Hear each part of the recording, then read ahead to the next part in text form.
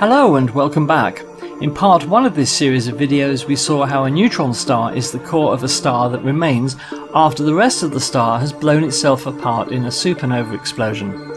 The core has been compressed by gravity into a sphere perhaps 10 or 15 miles across, consisting largely of neutronium, a bizarre element with a density so high that a teaspoonful of neutronium would weigh 4 billion tons. In part 2 we're going to start looking at different types of neutron stars. Not so long ago astronomers thought that classifying them was easy and that they could be placed in just a couple of categories. But like so many astronomical phenomena, the situation is more complex, and it's turned out not to be an easy task to pigeonhole neutron stars after all. As we're finding out, it seems there is more diversity in neutron stars than we used to think. However they behave, all neutron stars have a few things in common. They are all around the same size, with variations in size accounted for by differences in the original mass of the star which gave birth to them, which is known as the progenitor star. They all rotate, but with huge variations between the slowest rotating and the fastest rotating neutron stars yet discovered. The rotation of a neutron star is so constant, so unchanging, that if you were to use it as a timepiece, it would rival or even exceed the accuracy of the best atomic clocks we can build. And lastly, all neutron stars possess a magnetic field, but again with huge variations in the strength of the field. The first type of neutron star we'll look at is known as a pulsar.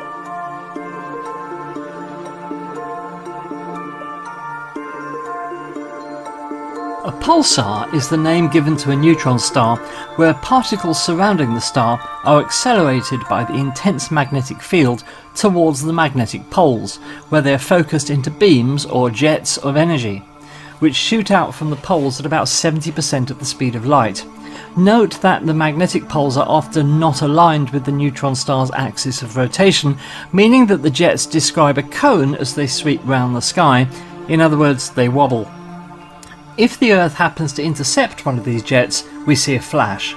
If it doesn't, we see nothing, meaning that there is almost certainly a huge number of neutron stars we never see. And the only way we can see pulsars is by their flashes. They're far too small, just a few miles across, to see even in the largest telescopes. The vast majority of neutron stars are pulsars, and most of them emit their beams in the form of radio light and are therefore known as radio pulsars, detectable with radio telescopes. However, this is not the whole story. Pulsars can emit visible light, gamma rays and X-rays in the form of jets. It is thought that all pulsars emit these types of radiation when they are young, but over time they lose energy and emit just radio waves.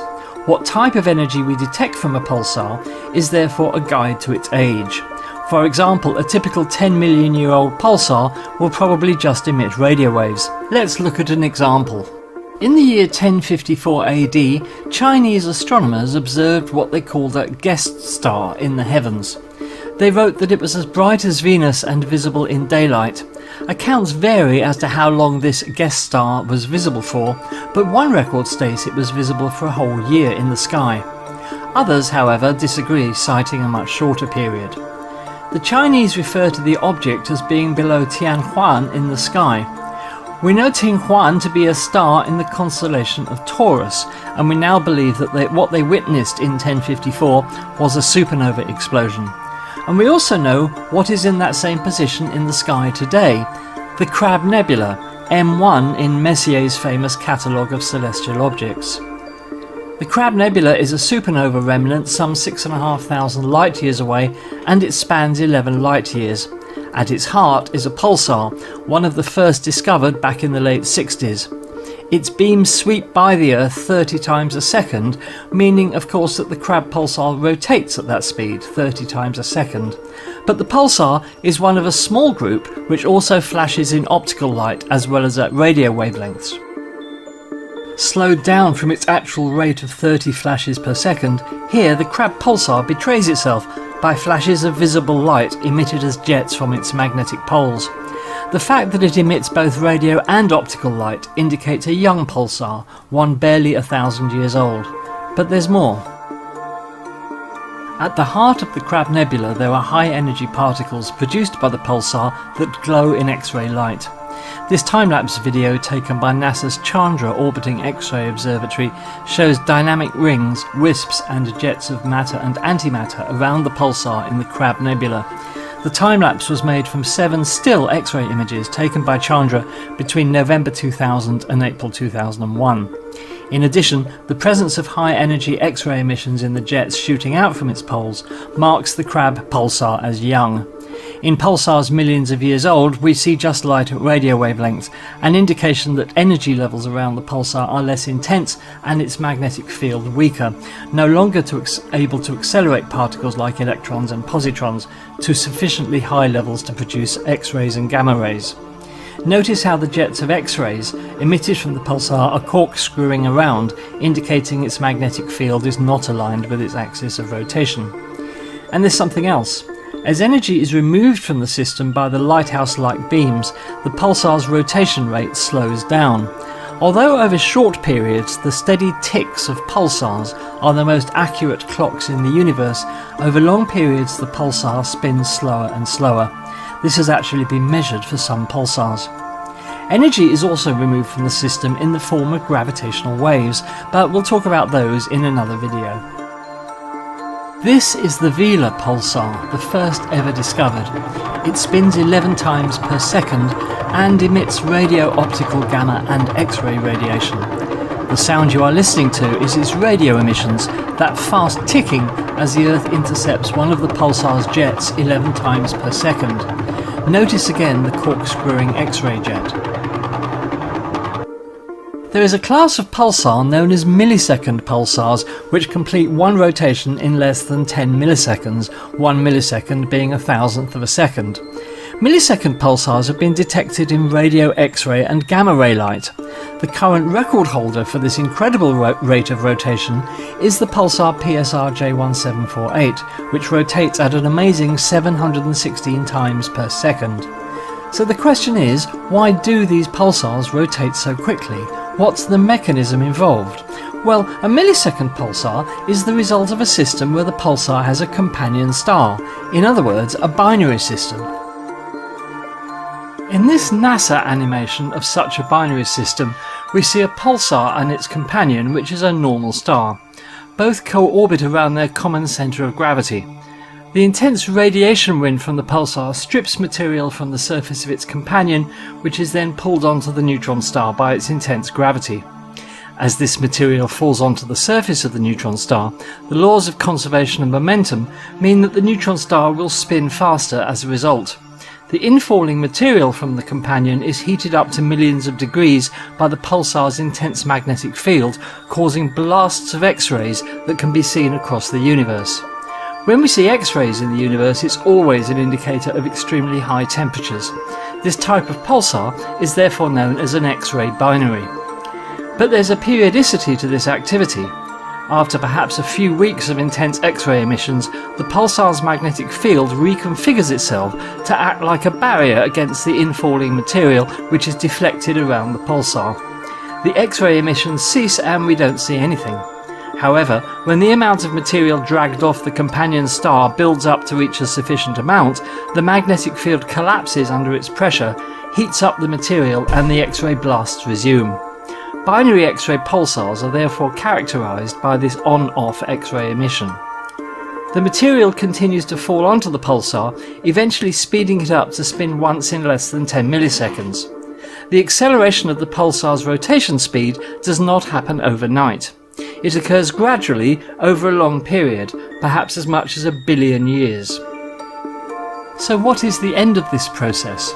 Eventually, the accumulation of material and more significantly the intense wind of radiation from the pulsar, which removes material off the surface of its companion to then be consumed, completely destroys its companion star.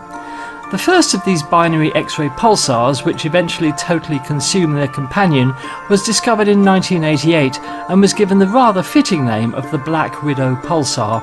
It's located roughly 6,500 light-years from the Earth. It orbits with a brown dwarf or a super-Jupiter companion. The pulsar and its companion rotate around each other every 9.2 hours.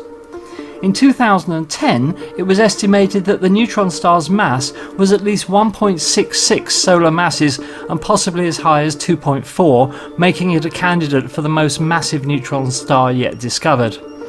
The name Black Widow has since become the descriptive name for all pulsars of this type. Around 24 Black Widow pulsars have so far been discovered in our Milky Way galaxy.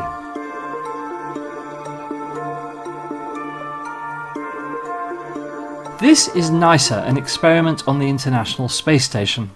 NISA stands for Neutron Star Interior Composition Explorer. Its goal is to observe X-rays from neutron stars in unprecedented detail so that astronomers can try and work out their internal composition. By timing with exquisite precision exactly when X-rays arrive as the neutron star rotates, astronomers have been able to create something that would have been unthinkable just a few years ago, a map of the surface of a neutron star. As we have seen, the conventional view of a neutron star is that its intense magnetic field is anchored at two magnetic poles, much like the Earth's, and indeed all the planets in the solar system which possess magnetic fields. Here we see that the magnetic poles are not perfectly aligned with the neutron star's geographical poles, but this is not unusual. The Earth's magnetic poles, for example, lie some distance from the North Pole and the South Pole. What is important here is that the neutron star has a north magnetic pole and a south magnetic pole located near to 0 degrees latitude in the northern and southern hemispheres respectively. This was an assumption based on the way we know magnetic fields behave wherever we have seen them generated from a body like a planet or indeed a star like our Sun.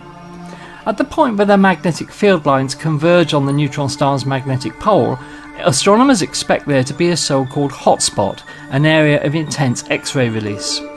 But after a month spent processing NISA's X-ray data from a pulsar called J0030 with a supercomputer — it would have taken a desktop PC a decade to have crunched the data — astronomers finally had the first map of the surface of a neutron star, and they saw something extremely bizarre and completely unexpected. This then is the surface of pulsar J0030. The white markings are the hotspots, areas of intense X-ray release where the magnetic field lines converge. Like the astronomers, you can immediately see that something is wrong. In the right-hand image there are not two but three hotspots. The two images here represent data acquired at different times, but in both it is clear that if the white spots do indeed represent the pulsar's magnetic poles, all three of them are in the southern hemisphere. And why are there three in one image but not in the other? In addition, one of the three hotspots is an elongated crescent-like feature, hence not really a spot. If it is a magnetic pole, it's unlike anything we've seen or even considered. If all three of the hotspots are magnetic poles, that would represent the presence of a magnetic field which is frankly bizarre and complex beyond our understanding at the moment. What does all this mean? Nobody really knows. But recently there has been an intriguing suggestion that we've been looking at things backward. Instead of the hotspots being caused by magnetic field lines converging on the surface, the hotspots are being generated from within the interior of the neutron star, welling up to the surface and then somehow attracting the magnetic field lines to them. If true, the NISA instrument is really living up to its purpose and telling us something important about what's going on inside pulsar J0030. But for now, this map of the surface of a neutron star is truly enigmatic and mysterious. Maps of other neutron stars will be needed in order to understand just what we are seeing. Well, that brings us to the end of this video about pulsars. We've only really scratched the surface here, but I hope you've enjoyed this introduction. Next time, we'll be looking at what is undoubtedly the weirdest type of neutron star, the magnetar. If you thought pulsars were strange, you've not seen anything yet. Please don't forget to like and subscribe. We'd love to keep bringing you more videos like this one, and only by you supporting us can we make that happen. Thank you so much. Don't forget the Space Oddities live programme on Mondays at 8 PM UK time for the latest astronomical news, discussion and chat. Until then, this is Andy of Space Oddities wishing you all the best. Until next time, bye bye.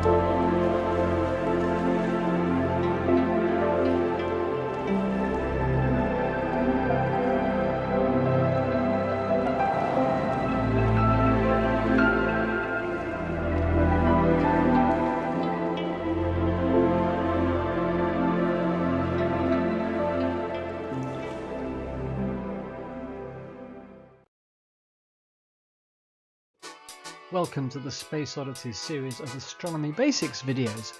In this video we're going to be asking the question, what is a magnetar? A magnetar is the most magnetic object known in nature, a type of neutron star with an extremely powerful magnetic field. The magnetic field of a magnetar can be up to 100 trillion times stronger than the magnetic field of the Earth. A magnetar at the distance of the moon could pull the keys from your pocket or wipe the magnetic strip on your credit card. If you approached a magnetar to within 600 miles of its surface, its magnetism would, quite literally, dissolve all the atoms in your body, leaving you as just a cloud of electrons and ions.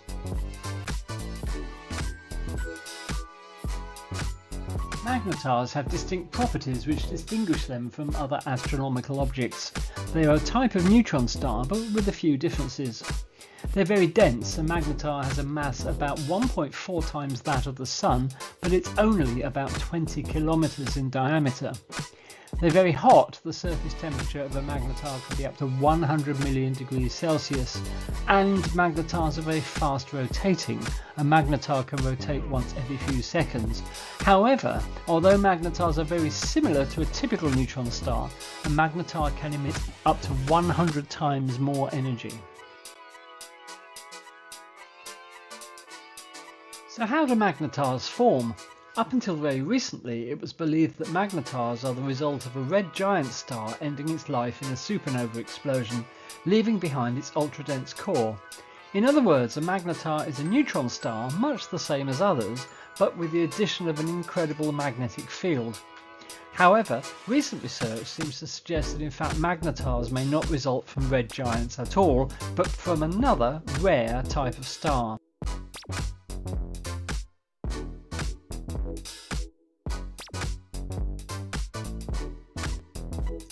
The most recent research into the origins of magnetars has focused on a new type of star called a massive magnetic helium star. These stars are a few times more massive than the Sun and are rich in helium. They are also thought to have very strong magnetic fields. In a study published in the journal Science in August 2023, astronomers found that a massive magnetic helium star called HD 45166 is likely to become a magnetar. The star is located about 3,000 light years away from the Earth in the constellation of Monoceros. The astronomers studied the star using multiple telescopes, including the European Southern Observatory's Very Large Telescope. They found that the star has a mass of about 3.5 solar masses and a surface temperature of about 20,000 degrees Celsius. Astronomers believe that massive magnetic helium stars must be rare, because to date only around 30 magnetars have been discovered in our galaxy. However, as yet astronomers know little about these strange stars and the process whereby they form magnetars, if indeed that's what they do, which is by no means certain at the moment. Far more research is needed to establish why these stars have such strong magnetic fields in the first place. Magnetars and fast radio bursts. Fast radio bursts, or FRBs for short, are bright bursts of radio waves that come from distant galaxies all over the sky, their distribution seemingly random. They typically last for just a few milliseconds and can carry more energy than the Sun puts out in a year. They are incredibly mysterious and their origin is still unknown. However, there is growing evidence that magnetars may be the source of FRBs. There are several lines of evidence that support the link between magnetars and FRBs. First, the timescales of FRBs and magnetar outbursts are similar. Second, the locations of FRBs are consistent with the locations of magnetars. And third, the energy emitted by FRBs is similar to that emitted by magnetar outbursts. In 2020, astronomers detected a bright radio burst from a magnetar called SGR J1935+2154, which is within our own galaxy, the Milky Way. This burst was very similar to an FRB, and it provided strong evidence that magnetars can indeed be the source of FRBs. However, not all astronomers are convinced that magnetars are the only source of FRBs. Some astronomers believe that FRBs could also be caused by other objects, such as neutron stars with weaker magnetic fields or black holes. More research is needed to definitively determine the origin of FRBs. However, the evidence is mounting that magnetars are a likely culprit. Here are some of the key similarities between magnetars and FRBs. Both are extremely energetic, both are short-lived, both are thought to originate from distant galaxies, both are thought to be caused by magnetic fields. However, there are also some key differences between magnetars and FRBs. Magnetars are known to exist, while FRBs are still a mystery. Magnetars are thought to be relatively rare, while FRBs may be more common.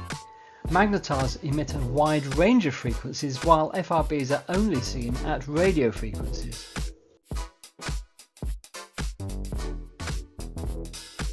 The link between magnetars and FRBs is a hot topic of research in astronomy.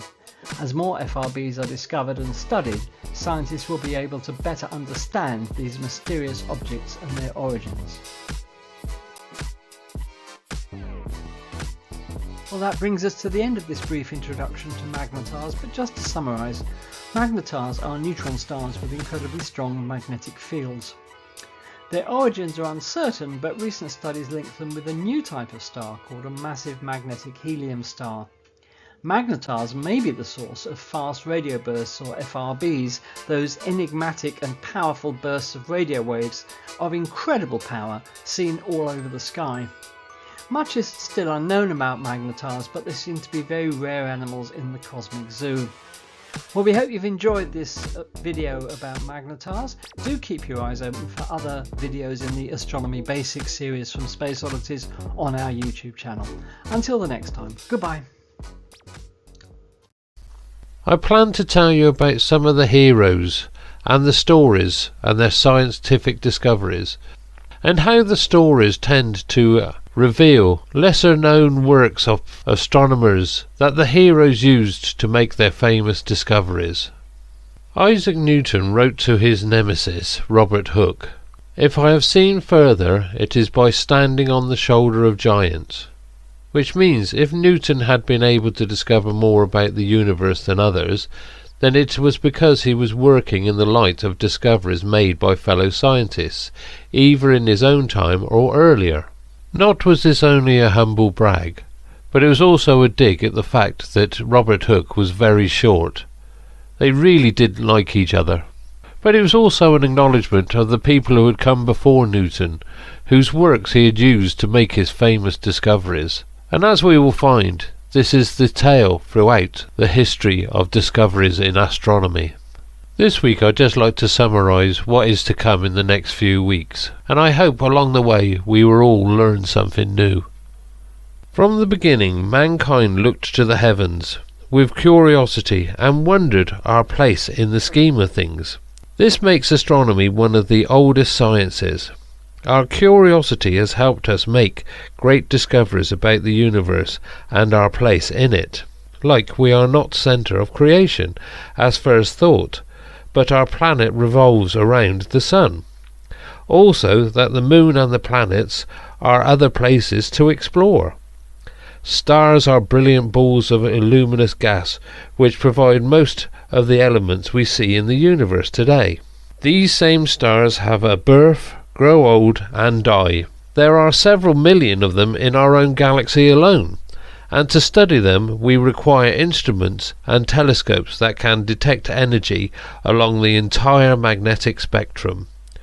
We have also found things that baffle us and that stretch our imaginations to the limit. We have only just begun unravelling the mysteries of black holes, dark matter and dark energy, and are now in the position to understand the universe's beginning and how it may end. Every discovery tells a compelling story and has expanded our knowledge of the workings of the cosmos. And, as with most good stories tend to do, our account of these discoveries reveals the heroes behind them. Not the heroes of epic tales or comic books, performing feats of immense strength, bravery, or saving mankind and Earth from annihilation while dressed in tight costumes. Everyday heroes are people who spend their time trying to help others in distress or injured. People who try to improve the environment for everyone. When we think of heroes of astronomy, we tend to think of heroes of classical literature and of science. Generally lone men who persevere against the odds in pursuit of a definite goal. People like Edwin Hubble, Albert Einstein and Carl Sagan. They asked, how did we get here? How does the universe work? And are we alone? These men captivate our imaginations. But the stories of these men and their achievements are far more complex than at first appears. Take Edwin Hubble. Most of us know his name due to the Hubble Space Telescope, but he did not have any part in its conception or building. Hubble is most famous for discovering that our universe is expanding, but he could not have achieved this without his groundbreaking discovery that galaxies existed outside our own galaxy, the Milky Way. Something he could not have done without the pioneering work of a lesser-known hero, Henrietta Swan Leavitt. Also, his work was done using one of the best telescopes built by telescope maker and astronomer George Ellery Hale.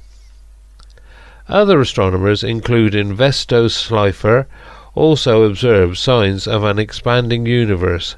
Hubble's work also coincided with similar work done by Belgian priest and physicist Georges Lemaitre. So, full credit for the discovery of an expanding universe is hotly debated to this day. Was it Hubble, Slipher or Lemaitre? As for the space telescope that bears Hubble's name, it was originally imagined by Lehman Spitzer and brought about by Nancy Roman and repaired by astronauts in low Earth orbit aboard the Space Shuttle Endeavour, and is still working today. In short, Hubble did make great contributions to astronomy. The telling of his story has evolved to include the amazing feats of a wide variety of other lesser-known heroes. Astronomical discoveries have been made with the advancement of telescopes, the astronomer's invaluable tool. From Galileo, who first turned a telescope to the night sky and recorded what he saw, to George Ellery Hale, who developed new methods to improve and build bigger telescopes, and finally to the giant telescopes we use today. As telescopes got bigger and better, the more discoveries were and are made. Most of the knowledge we know today about the stars and how they work began with the groundbreaking work of a group of women astronomers known as the Harvard Computers. Women employed by the Harvard College Observatory to process and analyze the cutting-edge astronomical data of the era. Women like Annie Jump Cannon, Wilhelmina Fleming and Cecilia Payne-Kapotchkin, who made some of the most foundational discoveries about the stars in the history of astronomy. They developed methods of classifying stars that are still used today. They discovered that stars are mainly composed of hydrogen and helium, and they also broke down barriers for women in astronomy. One Harvard computer, Henrietta Swan Leavitt's discoveries, have ramifications that are still shaping astronomy today. She discovered Cepheid variables, stars whose rate of pulsation is directly correlated to how bright the star appears. May seem a small thing, but Cepheid variables wound up drastically altering our picture of the universe. By measuring these stars' pulsation rates and determining how bright they should be compared to how bright they appeared, Leavitt had given us a new and powerful tool for measuring the distances to faraway objects, and her work directly led to Edwin Hubble's discovery of galaxies beyond our own. Hubble's most indelible contribution to astronomy was a famous and deceptively simple equation describing the expansion of our universe. However, as with many details of our universe, the discovery isn't as simple as it seems. We will learn about the Belgian priest and the astronomer Georges Lemaitre, who had published a similar result several years earlier, as well as other physicists and astronomers who had speculated about an expanding universe based on implication of Einstein's general theory of relativity that were still being explored. Hubble's famous equation is a source of continued debate as teams of astronomers engage in a century-long mission to determine the exact value of this equation's constant, the so-called Hubble constant, and to work to reconcile different observations into a single answer that can best explain the expansion of the universe. Hubble's legacy also lives on in the space telescope that bears his name. The heroes of the Hubble Space Telescope range from astronomers who dreamed of space telescopes long before humankind even launched its first satellite, to the NASA personnel who tackled daunting scientific and bureaucratic hurdles to make the telescope a reality, to the astronomers who opened and sharpened the telescope's eyes, to the teams of scientists today that have kept the telescope running and making remarkable discoveries for over 30 years. It is also important to remember that astronomy involves much more than the light we can detect with our eyes. What we call visible light occupies just a tiny fraction of the electromagnetic spectrum, and fully understanding the universe requires the ability to detect energy across the entire spectrum to get a complete picture of the cosmos. Hopefully we'll learn how over in the radio regime at wavelengths far too long and energies far too low to be detected with our eyes, physicist Karl Jansky made a groundbreaking discovery in 1932 when he became the first person to detect radio waves from space while working at Bell Labs. A few years later, Grote Reber created the first dedicated radio telescope, an antenna specifically designed to detect radio waves from the sky. Since then, the field of radio astronomy has grown exponentially. We have radio astronomy to thank for one of the most exciting discoveries when in 2019 astronomers synchronized radio telescopes across the entire planet to take the first ever picture of a black hole. Another radio telescope at Bell Labs also made an incredible, if accidental, discovery in 1964. It detected the cosmic microwave background, the faint leftover remnant of the Big Bang, observable as a quiet but persistent hiss in the background of the telescope's data. This radio signal from the birth of the universe led to a Nobel Prize for its discoverers, Arno Penzias and Robert Wilson. Today, several dedicated space telescopes have been launched to study the cosmic microwave background, and teams of scientists are focused on collecting data from the universe's earliest moments in the hopes of explaining how space and time have evolved to what we have today. Decades after Hubble's discoveries of galaxies beyond our own, and just 3 years after the discovery of the cosmic microwave background marked a shift in how we studied the nature of our universe. An astronomer named Vera Rubin uncovered strange inconsistencies in how the stars in nearby galaxies moved. We will see how years of careful observations revealed these galaxies appeared to contain huge amounts of invisible mass, what we now call dark matter. The existence of dark matter fundamentally changed our entire cosmological model and spawned an entire new field within astronomy, focused on studying dark matter in the hopes of explaining what exactly it is and how it affects our universe. These questions tie back into one of the most fundamental questions that astronomers find ourselves asking. How did the universe begin?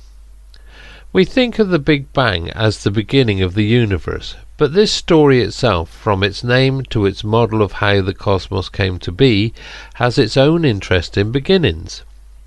Big Bang cosmology is now widely accepted as the scientific model for where our universe came from, but it also poses several ongoing mysteries. From what exactly happened in the earliest fractions of a second after the universe began, to the mysterious force known as dark energy that appears to be powering its continued expansion. Finally, where does the Big Bang ultimately leave us? Astronomers are still debating how the universe has evolved, the existence of parallel universes, and how our universe might end. In the second part of our discussion, we'll focus on Albert Einstein. His very name is synonymous with genius and discovery, and in this section of the course we'll consider some of the most mind-bending concepts in astronomy: gravity, time, black holes, and the extremes of light and energy that challenge our understanding of how our own galaxy works. It's tempting to think of astronomers as being concerned only with far-reaching challenges, like how the early universe began, the mysteries of deep space, and the physics of stars and galaxies many millions of light years away from our own home here on Earth. However, for the astronomers who study these questions, our scientific pursuits are inextricably tied to the people who study them. Many astronomers have, alongside their groundbreaking research in space, dedicated their time and energy to fighting discrimination and advocating for equal opportunities in astronomy and the broader fields of science. Another hero of astronomy is Oscar Duhalde, who became one of only a handful of human beings in history to make an exceptionally rare astronomical discovery. In 1987, Oscar, a telescope operator in Chile, became the only living person to discover a supernova with the naked eye. The distinction is a rare one, shared with Johannes Kepler in 1604 and Tycho Brahe in 1572, and Arabic, Chinese and indigenous North American astronomers observing the heavens in the 1050s. These discoveries made crucial contributions to our understanding of what supernovae are, how we work and how we study them today. Supernovae are incredible energetic events produced in the final moments of a dying star's life, events that emit energy across the entire electromagnetic spectrum, a fact of physics that can be easy to forget for those of us used to seeing the world through the narrow range of wavelengths detectable by the human eye. In fact, dying stars and many other objects in space emit radiation in the high energy regime of the electromagnetic spectrum, at energies so high and wavelengths so tiny that we need to invent new techniques or even leave Earth entirely in order to study them. These wavelengths include X-rays and ultraviolet light. Most of us think of X-rays as medical tools used to study our bones, and of ultraviolet light as the pesky thing that causes sunburns. In reality, observing X-ray and ultraviolet light from space can offer a fascinating window into things like newborn stars, enormous black holes, and even the workings of our own sun. Several pioneers of astronomy led the field in how to study this light, a particular challenge since it can only be detected from space. Years before the Hubble Space Telescope launched, visionaries like George Carruthers, Riccardo Giacocani, and Arthur B. C. Walker Jr. developed the cameras, technology and techniques required to capture this invaluable data from the cosmos. At the other end of the spectrum, radio telescopes also offered us the opportunity to uncover strange and exotic physics in space. In 1967, an astronomer named Jocelyn Bell discovered a strange signal, perfectly regular pulses of radio emissions, in data from a radio telescope in Cambridge, England. Her discovery proved to be the very first observations of something called a neutron star, the tiny and dense remnant left behind by the supernova death of a massive star. Neutron stars and their higher mass cousins, black holes, are some of the most extreme objects in the universe, and the astronomers who have studied them over the years have transformed our understanding of how stars, gravity, space and time work. Published in 1915, after 8 years of work, Albert Einstein's general theory of relativity connected the properties of gravity, space and time. In the years that followed, it fell to Einstein's fellow astrophysicists to seek out observational proof of this theory. In 1919, the astronomer Arthur Eddington found the first proof that Einstein's theory was correct during a solar eclipse expedition. 55 years later, after Jocelyn Bell's groundbreaking discovery of neutron stars, Russell Hulse and Joseph Taylor found more evidence for Einstein's general theory of relativity by closely observing a pair of neutron stars as they orbited one another. Combined, these observations have revolutionized our understanding of the fabric of our universe and the mysteries of gravity. One long-standing mystery of gravity was the phenomenon of gravitational waves, predicted by Einstein's theories in a mathematical result that drew skepticism even from Einstein himself. Gravitational waves are minuscule ripples in the fabric of space-time caused by the collisions of enormous black holes, but tinier than the width of a proton when they arrive at Earth. Gravitational waves were first successfully detected in 2015, the result of decades of effort by thousands of researchers to build and operate the most sensitive observatories on the planet. This discovery came about thanks to a combination of cutting-edge physics, exquisitely precise engineering, and the management of an immense team of thousands of scientists. Today, gravitational wave astronomy is an exhilarating new subfield propelled by this same large team of scientific heroes. With phenomena like gravitational waves, supernovae and other transient events happening all over the cosmos, it's become clear that astronomers need to keep a constant watchful eye, or many large eyes, on the sky. However, capturing a brief flash of a supernova or the motion of a tiny comet or asteroid across the immensity of the night sky is no small task. Since the 1960s, teams of innovative astronomers have taken on the Herculean job of surveying the entire night sky, using a diverse array of telescopes and tools to painstakingly catalogue everything that we can see. Early efforts included surveys of the northern sky using endless stacks of photographic plates and ongoing observations by large networks of amateur astronomers, willing to dedicate their backyard observatories to long and detailed studies of anything that might be changing in the night sky. Today, teams have launched space telescopes designed to observe every star in the entire Milky Way galaxy, and a groundbreaking new telescope in the southern hemisphere that will soon begin a 10-year-long campaign to continuously photograph the entire sky every few nights. With so many large and heroic teams conducting all-sky surveys and achieving marvels of engineering to study gravitational waves and put telescopes into space, it can be easy to imagine that the whole planet shares this dedication to astronomy research. That said, the big question of the universe can easily start to seem quite remote and small when faced with the many challenges of day-to-day life here on Earth. More than any other science, communicating the discoveries, importance and the wonder of astronomy to the rest of the world is a crucial role for astronomers if we hope to continue studying the cosmos. Carl Sagan was the first and the most famous astronomy ambassador of the modern age, and many other heroic efforts have been made to advocate for astronomy research and increase public enthusiasm for science. Sagan was also a specialist in studying our own solar system and imagining solar systems beyond our own.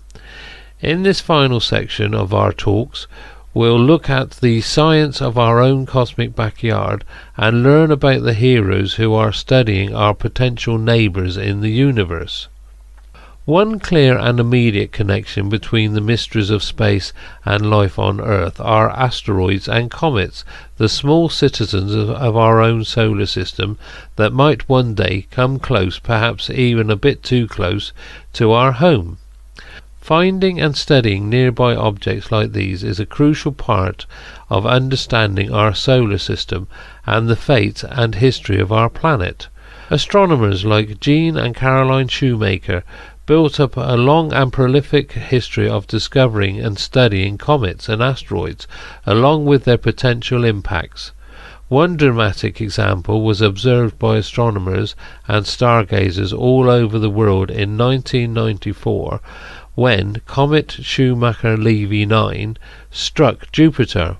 More recently, large survey and robotic campaigns have taken up the mantle, with teams of people monitoring the sky, searching for asteroids and comets throughout the solar system, and learning more about these fascinating little members of our solar system along the way.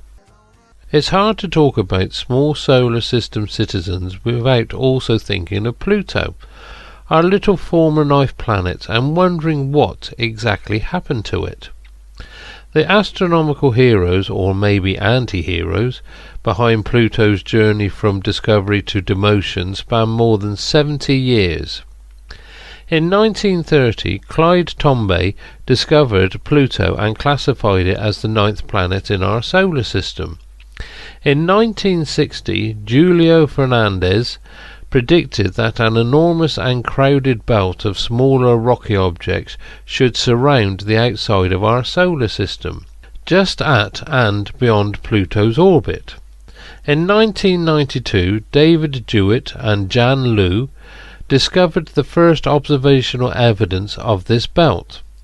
The research that followed ultimately led to Pluto's demotion from planet status in 2006, along with a significantly expanded picture of our solar system and its outer boundaries. At the heart of our solar system, our own Sun has also been an immense font of information about astronomy and the inner physics of stars. Solar physicists have used enormous tanks of liquid to detect neutrinos, tiny subatomic particles that emerge from the Sun's core and act as minuscule ambassadors from the immensely hot and dense heart of a star. Astronomers have also been mounting heroic solar eclipse expeditions, with observations carried out in some of the most remote corners of the globe to study gravity, magnetism, and the Sun's evolution. This fascinating array of techniques and creative ideas has allowed us to harness the scientific power of our closest stellar neighbour. For years, astronomers imagined other stars like our Sun potentially hosting other distant solar systems. In 1992, these imaginings became a reality. Alexander Wolszczan and Dale Frail announced the first discovery of 2 exoplanets, or planets orbiting another star. From this first discovery, astronomers have gone on to detect thousands of exoplanets, refining their observational techniques and building new space telescopes specifically designed to find these tiny and distant stellar companions. Today, teams of astronomers are working on discovering new exoplanets and exploring what new worlds might look like in planetary systems across the galaxy. Of course, studying distant planets also raises what may be the single most compelling question of all astronomy: are we alone? The search for life in space is an ongoing and fascinating pursuit within astronomy, and one that raises fundamental questions about the universe, Earth, and our nature as human beings. Astronomers like Vicky Meadows and Sarah Seeger have focused their efforts on the field of astrobiology, synthesizing 2 fields to better understand how life could begin to flourish on distant worlds. Others, like Jill Tarter, have turned their efforts towards SETI, the search for extraterrestrial intelligence, in the hopes of detecting intelligent life on other planets. Exploding stars, gravitational waves, alien life. The astronomical mysteries of today and tomorrow ask big questions, and answering them will require big telescopes, big dreams, and a new generation of astronomical heroes. In the next decades, enormous new ground and space-based telescopes will begin operating. These facilities are set to change the face of astronomy, offering new and powerful tools for observing nearby asteroids, strange stars, and distant galaxies. Innovation in astronomy also requires thinking far ahead, considering what the cutting-edge technology of the next century will mean for how we study the cosmos.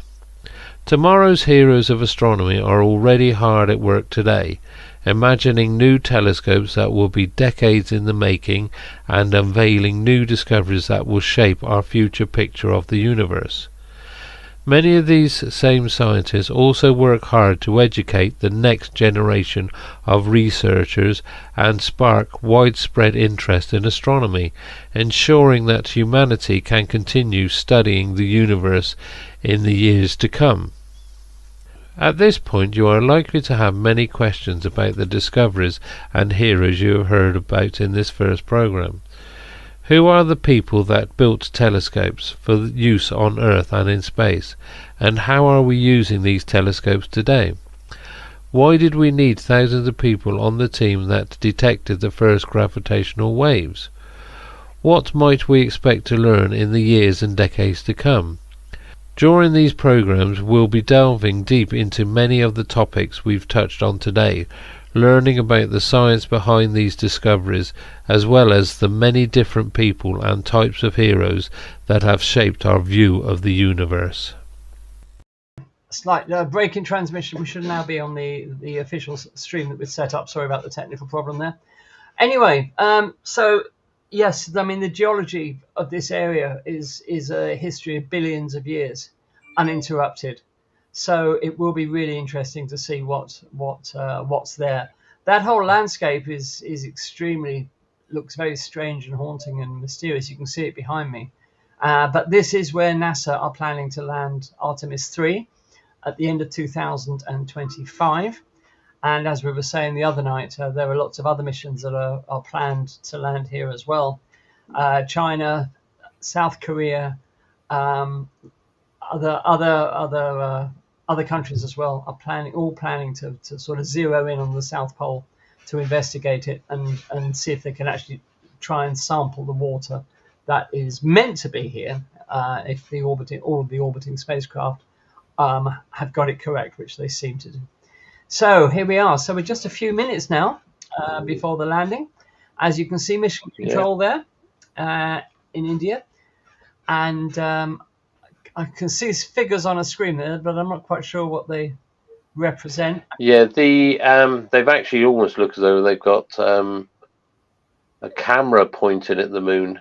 Yes, it in does. One of the screens there. It does, doesn't it? In the middle, it looks like there's a camera pointed at the moon. Yeah. In which case, it's still at some considerable altitude. I'm just trying to work out from those figures. There's a 30 there. Would that be kilometers? Maybe, I don't know. But also progressing well. Let's just listen in for a moment to see whether we can work out what's happening.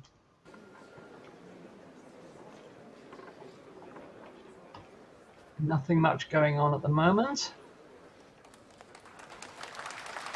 Oh, they're clapping something. जी हाँ, अब हम देख सकते हैं rough breaking phase की शुरुआत हो चुकी है.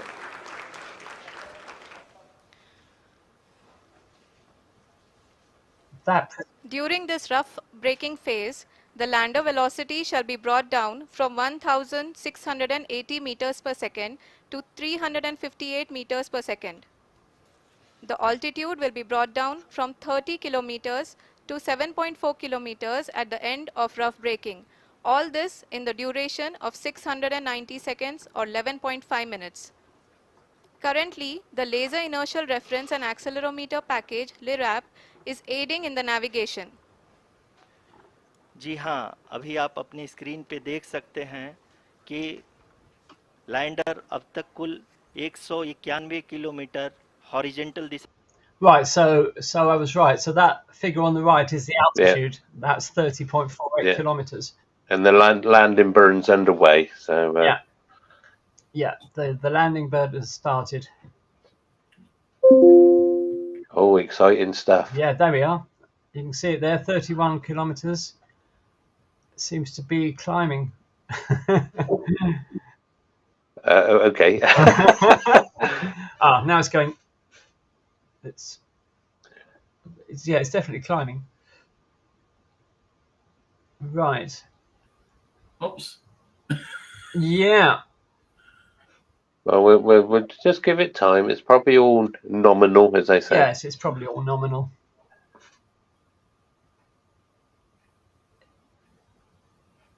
So, Well, it has survived this far, which in itself is a great achievement. yeah, well, it's been quite a long project because it launched. When did it launch? Was it the 14th Yes. of July? Yes, it was the 14th. Yeah, launched on the 14th of July. It entered translunar injection was on the 31st of July. So it'd been round, already for quite a long time. It took it a while getting there. Mm. And then since then, it went into a very large elliptical orbit. And since then, it's been performing lots of maneuvers, bringing it closer and closer to the, I was going to say the sun, the moon. So that's till we got to this position today. Hopefully, fingers crossed, everything goes fine for them. We need some good news. I can actually see on the screen there they've got what looks like lunar images. Yes. So they've taken this panel. Oh, there we are. I'll just say that the actual trajectory from the Earth to the Moon was achieved by subsequently raising orbits of the Earth until the spacecraft reached the gravity of the Moon influence and the influence of the gravity of the Moon, and then slowly did more orbits of the Moon to get down to the position where they needed to be to do the landing burn. So it was all done through different, raising and lowering orbits, basically. Yes. Yeah, because that took 10 days. Exactly. It did five individual maneuvers, slowly, as you said, Michael, raising its orbit before it actually left the Earth's gravity on its way to the moon. So yeah. So I suppose you could say it's an efficient way, but in fuel wise, if you like, but not in time. Yeah, it's definitely coming down now. Yeah, you can see that now, coming down quite nicely. Yeah. With the horizontal velocity decreasing. Yeah. And the vertical velocity, of course, increasing as it descends. Yeah. That's in meters per second. Yes. So it's moving at quite a bit of a speed at the moment. Absolutely. But, if you look at the graph, it's about to start the real descent. I like the way on that image just then it said rough braking. Yeah. It's like it's thrown out an anchor or something. Yeah. Is that the proverbial anchor? Yeah, absolutely. Absolutely. Yeah, it's sort of, how much are we going to deaccelerate it? Oh, I don't know. It's just roughly, whatever, 200 meters per second or whatever, or 50, up to you, really. So, rough braking. But that lovely image on the left of the approaching moon. Oh, yeah. That's lovely, isn't it? Yeah, that's nice. Very reminiscent of... Nice to see. Nice to see. Very, very reminiscent of Apollo, isn't it? Isn't it just? Yeah. I mean, because the images when it actually reached the moon and it did its first flyby, they were crystal clear. They were fantastic. They were. we are spoilt now with the cameras that they use today. Yeah. I'm saying that actually, I watched the Russians launch the Progress mission to the International Space Station last night, and the cameras to say, I think they're still using Zyka or something like that. The images were there. You could see what was going on, but they weren't that good. But yeah, They're probably ex shopping centre security cameras. Or yeah, probably Zenit E's. yeah. There's nothing. No, don't diss the Zenit E. It was a good camera as long as you could lift it up. Yeah, it was substantial. You could drop it and it would survive. Yeah, made of old tank parts. Exactly. The Helios lens on the Zenit E was a phenomenal lens. Yeah. I'm not knocking it. I'm just saying, but if you could lift it up to your eye, and well done. Right. You realise you're showing your age now, don't you? Who cares? Oh well, yeah. Who cares? Those poor kids who never experienced Russian technology like that. Yeah, and film even. Yeah, exactly. Yeah, no, it was good. Ian's asking in the chat who's filming the video of the lander. I think it's Ridley Scott. Yeah. Yeah, I haven't had a look in the chat. Hi guys. Hello Graham. Hello Ian. Hello Astronobly. Nice of you to join us. Steve's there as well. And Steve's here. Yeah, Steve as well.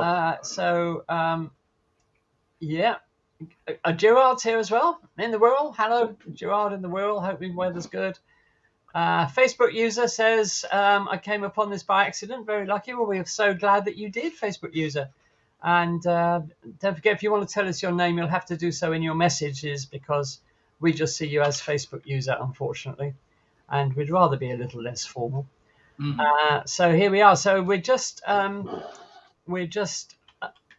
in the final, well, not the final approach. How long have we got to go? Still about 25 minutes. So plan to launch about 1:45. I'll maybe plan to land about 1:45. Is that what I think? Landing touchdown is in 16 minutes. Yeah, 16 minutes. So it says here, but yeah, that could be out of date actually because I think my thing's frozen. So that's enough. Roger says he can't use his telescope from Sparkford as moonrise is still 30 minutes away. Yeah. Yeah, very good. I bet it's a clear sky in Sparkford, as always. Yeah. Yeah. So thank you all for joining us. It's great to have you with us twice this week. So fingers crossed for a successful landing. Lovely image of the moon there. Look. It's not a video. As you can see, it's updating every so often. So it's not an actual live feed. It's a camera. Yeah, sorry, I've got to correct myself. It's 11 minutes to touchdown. Sorry. 11 minutes to touchdown. Yeah. Wow. Yeah, 16.6. It's down to 16.5 kilometers now. And we will join the commentary from ISRO just in the final couple of minutes, I think, just to listen to what they say. Let's hope it's a we're down, hurrah, rather than a whoops. Because I would not have liked to have been in the Russian control room last week when Luna 25 was lost. That must have been dreadful. No. So, I mean, I'm not. It probably wasn't, but the whole thing seemed to be quite rushed. Yes. I don't know. It's very, very sad. Those people have put a lot of work into that. And space is one of these. No matter what the geopolitics is happening in this world, but space is one place where everybody comes together. So, it's one of these things that it can bring people together. Geopolitics put aside, and so we like I said, we are sad for what actually happened. We want people to succeed. So we do. Yeah. And the other thing is, of course, what actually happened with the with Luna 25 was that they fired its engine to put them into the final configuration of orbit, if you like, before landing. And the main engine should have fired for 84 seconds, and it actually fired for 157. That's what actually happened. And they couldn't turn the main engine off. So when they did get it off, it had accelerated the spacecraft and accelerated it towards the surface of the moon. Yeah. Very I sad. don't know what you're posting, Michael, but I've got to review your message, so Oh, better not yes. be naughty. Never, never. Right. So let's now join the Indian Space Research Organisation. Let's listen to the last few minutes of their commentary. Yes, we are privileged to have with us Honorable Prime Minister of India, Shri Narendra Modi ji, who has joined us from South Africa's Johannesburg to encourage us. Well, that's nice. Yeah. जी हाँ, आप ये देख सकते हैं altitude hold face भी बहुत ही आसानी से लैंडर फेस ने पार कर लिया है और अब फाइन ब्रेकिंग की शुरुआत हो चुकी है। अभी हम ये देख सकते हैं कि लैंडर की ऊंचाई लगभग 5.6 किलोमीटर है, जो कि इस फेज के उपरांत लगभग 800 मीटर हो जाएगी। Okay. Right. We can hear from the mission operations team that the sensors are performing nominally, and we are currently in the midst of the fine braking phase, which is going to continue for 3 minutes, and the altitude is going to be reduced to nearly 800 meters at the end of this phase. Gosh. जी हाँ, Crucial जैसा कि time. Arushi जी ने बताया Yeah. कि लगभग 3 minute के उपरांत lander की हाइट लगभग 800 मीटर वर्टिकली होगी और यहाँ पे लैंडर की horizontal velocity, vertical velocity, even down range भी लगभग शून्य होगा। Because it was about this time that they lost Chandrayaan. We can see the visual of the Yeah. lander module, and we can see that the downrange traveled is nearly 831 kilometers. Yeah, because of course none of this is easy. No, it's- Was it the Japanese who lost theirs? And it was due to the ground radar. It passed over a big crater, आप and अपनी all, screen so पे it was देख reading the सकते हैं surface, कि and lander then of की course it ऊंचाई dropped away, अब चंद्रमा के सतह से लगभग Yeah. 3 किलोमीटर से कम हो and it चुकी है। thought it was higher than it really was. It's very So sad. Well, We we're are down to 2 very kilometers close to the now. moon's surface, nearly 2.6 kilometers, as we can see. Very yeah, exciting. I'm looking at those craters on those images. Well, it seems to be coming down between them, which is good. Look, it's definitely over, Yeah. Oh, not over a big crater. I'm going to be really interested to see exactly where the landing site is, Yeah, so I can find it on the map. And Prime he Minister looks a bit stern, ji doesn't he? हाँ, Yeah, he अभी looks a आप bit देख stern. सकते हैं intense. कि lander की ऊंचाई लगभग 1 किलोमीटर के आसपास है। 1 kilometer coming up or coming down. Nail biting stuff. We are nearing the final phase of the power descent, which is going to be the vertical descent phase or the local navigation phase. Now this is where it gets tricky. Yeah. जी हाँ, अब हम fine breaking wave के एकदम करीब आ चुके हैं। हाँ, आप तालियों की गड़गड़ाहट से सुन सकते हैं कि हम लोगों ने तीसरे चरण को भी And now बहुत ही descending. सफलतापूर्वक हासिल कर लिया है और अभी हम वर्टिकल डिसेंट फेज में आ चुके हैं, जिसकी शुरुआत भी Fingers crossed, बहुत ही अच्छे everybody. ढंग से हो चुकी है। Yeah. Let's get back to the telemetry, please. Vertical descent. Lot of applause indicates that till now the performance has been nominal. We are in the vertical descent phase 1. The altitude is being brought down from 800 meters, and we are nearing and approaching the lunar surface. जी, आप अपने screen पे देख सकते हैं कि lander का height लगातार कम होता जा रहा है। इस समय हम लैंडिंग साइट के जस्ट ऊपर हैं और इस समय इसकी ऊंचाई लगभग 600 मीटर के आसपास है। Come on, let's see the altitude. इस फेज के दौरान लगभग 150 मीटर के ऊंचाई पे पहुंचने के बाद लैंडर अगेन लगभग 20 से 22 सेकंड के लिए हॉवरिंग करेगा। I think that image on the left looks about. We are above the landing site. The horizontal as well as the vertical velocity is now being constantly reduced, and the lander module has begun its descent towards the landing site. It's only 8 meters a second now vertical. Yeah. So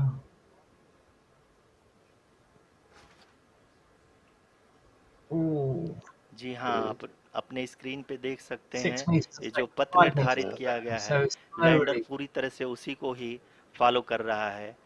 इस समय हम लगभग 200 metre की height से भी कम आ चुके हैं।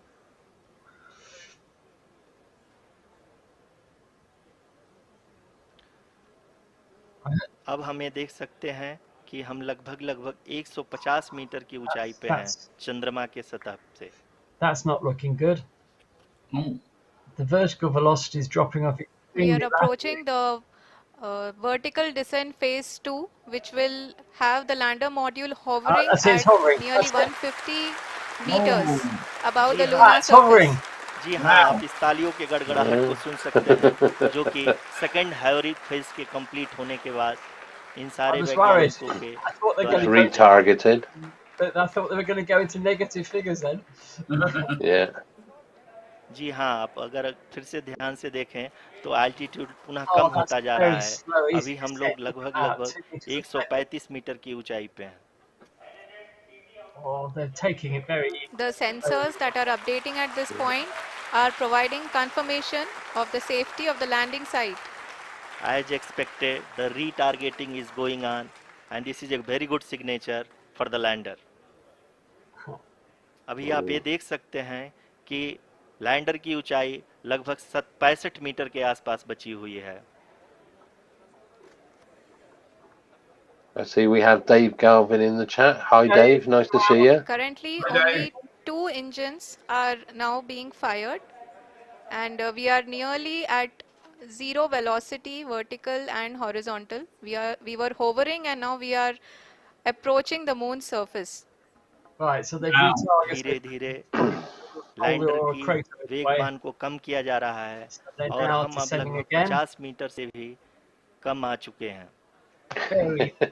Very nice maneuvers being carried out here. We can see the Honorable Prime Minister, Very delicate, Shri isn't it? Narendra Modi ji, Very delicate. who is here to encourage us, and he is critically looking at the visuals. Go Chandra. Go Left Chandra. a bit, left a bit, left a bit. Up your end, down a bit. जी हाँ, आप अपनी screen पे देख सकते हैं कि हम lander module India have successfully landed at the south pole of the moon. People are applauding. Let us all wait to hear from the Secretary Department of Space and Chairman ISRO, Shri S. Somnath.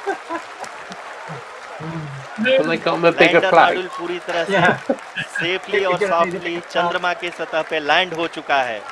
ये हम Well, लोगों के लिए congratulations. बहुत ही गर्व की बात है।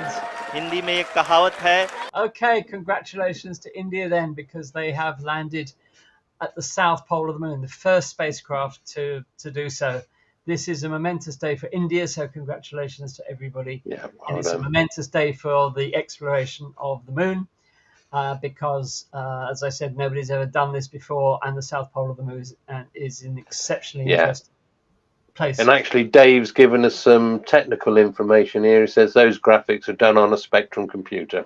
So, They probably were, Dave. Yeah, they probably were. Yes, indeed. So, yes, Kevin, you're quite right, saying the Indian PM could have got a bigger flag. But Ian says, well, he's got 3 flags behind him. So, there we are. So, many congratulations. Let's listen to, let's see if this commentary is in English now. मेरे प्यारे परिवारजनों, जब हम अपनी आंखों के सामने Obviously not. So, so there we are. Great. Well, the next step, will, of course, will be to deploy the rover onto the surface of the moon so it can start doing scientific work. We will find out exactly where it landed, I'm sure, at some point today. And we'll show you that in our Monday live stream next week. Yeah, do we want to quickly run through what this little rover will be looking at, Andy? Absolutely, go for it. Yeah, it's of a six-wheel design. It's like the old Tyrrell Formula One car. It's 26 kilograms, so it's quite light. We could lift that. And it has a range of 500 meters. I won't go into all the dimensions and all that, but it's going to be looking at the composition of the lunar soil. Yeah. So that'll be the regolith. The presence of water ice in the lunar soil. It'll be looking at the history of lunar impact. So it's going to be looking at the craters and probably doing some spectroscopic analysis or mass spectroscopy stuff. So, and the evolution of the moon's atmosphere, because as we said, we all say the moon hasn't got an atmosphere, but it's got a very, very thin one. There is actually an atmosphere there, but it's very tenuous. Yes. So, but that's what it's going to be looking at. And as I said, I want to get down to the geology and have a look and see what's underneath all this regolith. So, yes, definitely. Will the rover be actually able to dig much into the regolith? Does it say? I honestly don't know, because I'm just looking at the design. I can't see anything like a shovel or a pick. So yeah, they haven't sent any navies up. So no. Yeah. Well, perhaps hopefully we'll be able to glean some, because with the impact craters, the crust is going to be stirred up anyway. So it's going to be in some in the regolith and that anyway. So we should get a good idea of what's there. So. Yeah, well, congratulations. It's good. We've actually had a success. That's nice. I love it. Yeah, I know. After the loss of Luna 25 last week, this is a really big step forward for the study of the moon. And I bet the Russians are feeling a bit pig sick now watching this. So commiserations to the Russians. Well, it's as you said on Monday, the Russians have, with not just because of that failure, they've said that they've really got to go back to basics and totally redesign. I did see a image of then what they're building as a new capsule, and it's totally different. It's almost a bit like what SpaceX are using. It's a far more modern design because, of course, when the fairing comes off of the actual rockets, you've got that big round bulbous thing, which is the cabin. So but they're going towards the more traditional what we see with the Americans and everybody else. So they're going back to the drawing board and they're going to start from scratch. And more power to their elbow. Let's just hope they can sort themselves out. As ever, it's the money, and the Russian space program, as much as any other sector of the Russian economy, is of course being hit largely by Western sanctions at the moment. So, perhaps that will improve once. Yeah. Well, they relied upon a lot of Ukrainian. A lot of the components were made in Ukraine. Well, indeed. And of course, it's the same for the Western countries, because they get a lot of manufactured goods from Ukraine, and of course, it's affected the British space industry because a lot of the technology was coming from Ukraine. Absolutely. And then it all kicked off because we probably would have had launches already. But saying that, we haven't got any launch pads ready yet, so maybe not. But yeah, so it's if we can get ourselves sorted out, then hopefully we'll be launching soon. But we've got a lot of exciting times to come. We've got a lot of exciting times, and we'll cover them all here on Space Oddities for you, of course. So let's just have one final listen to the commentary to see if there's anything happening in English, whether there's an interpreter. Just give me 1 second and we will find out.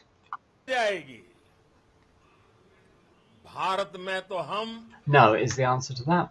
So so there you are. So I think that will just about bring our broadcast today to a close. Thank you so much of you who've dropped in to watch this.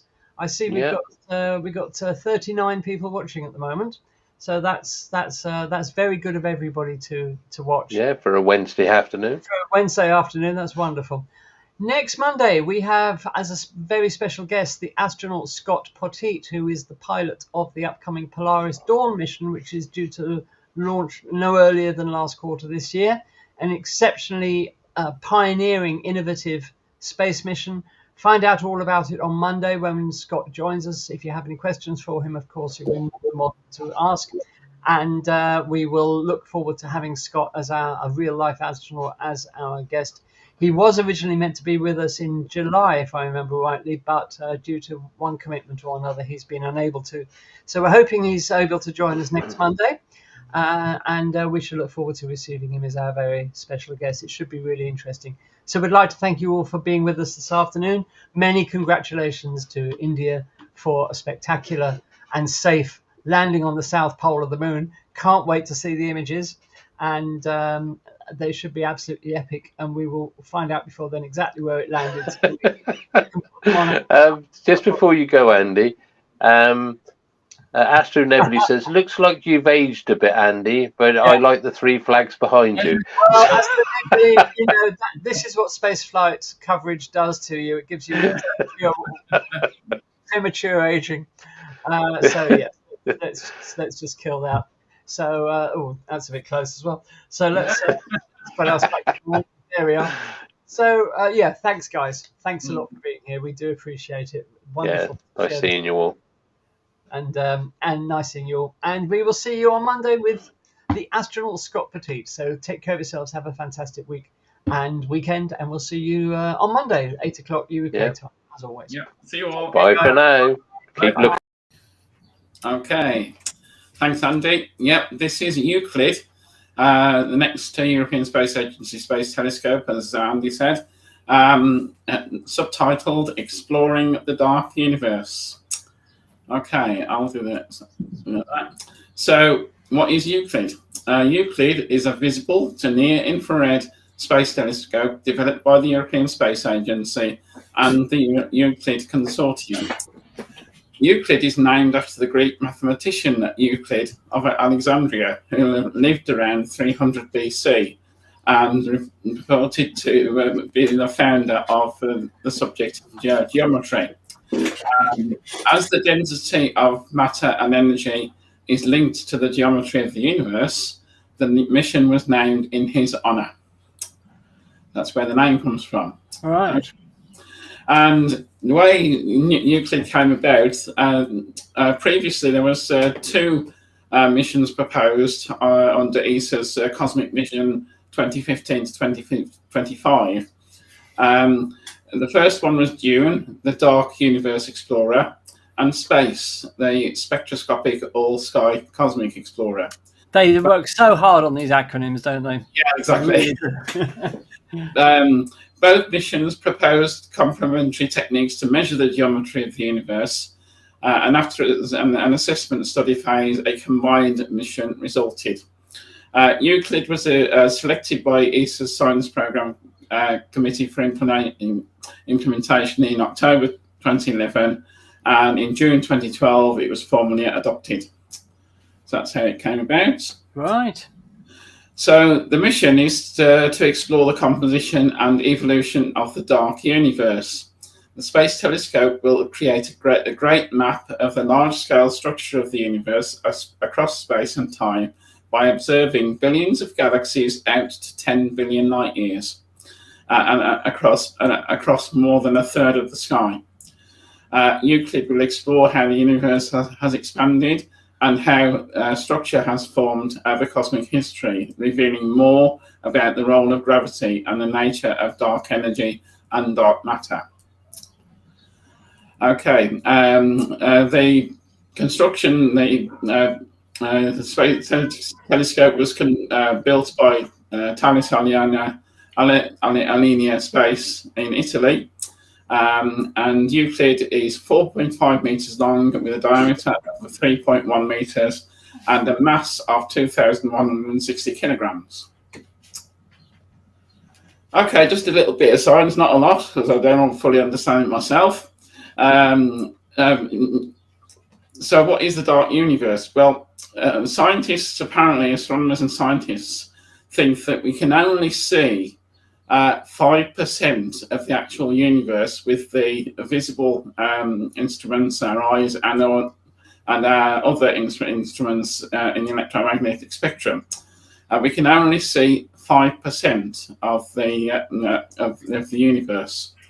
So 95% of the universe is unknown or dark, and that's where we get the commonly known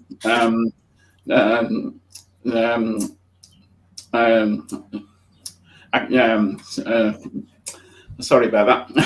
Commonly known as dark matter and dark energy. That's where we get that from. Okay. So 5 mysteries Euclid will help solve. What is the structure and history of the cosmic web? What is the nature of dark matter? How has the expansion of the universe changed over time? What is the nature of dark energy? And is our understanding of gravity complete? Okay, Euclid, or more about Euclid itself. Euclid will be launched on the SpaceX Falcon 9 from Cape Canaveral Spaceport Station, I believe on the 1st of July. And originally, Euclid was going to be launched on a Russian Soyuz rocket, but this was changed after the recent invasion of in Eastern Europe, and then Russia, and that was cancelled for that particular flight. But this is now being taken up by SpaceX. There's 2 science instruments: the visible wavelength camera, or VIS, and the near infrared photometer and spectrometer called NISP. The Euclid Consortium has delivered to each of the VIS and NISP instruments, and NASA provided the near-infrared detectors of NISP. Okay, Euclid will observe a third of the sky. It will measure the shape, position, and distance of galaxies out to 10 billion light years. It will create the largest, most accurate 3D map of the universe ever produced. Okay, so Euclid will address 2 core themes of the ESA's Cosmic Vision 2015-2025. What are the fundamental physical laws of the universe? How did the universe originate, and what is it made of? Okay. Yeah, but are they going to explore anything important? Those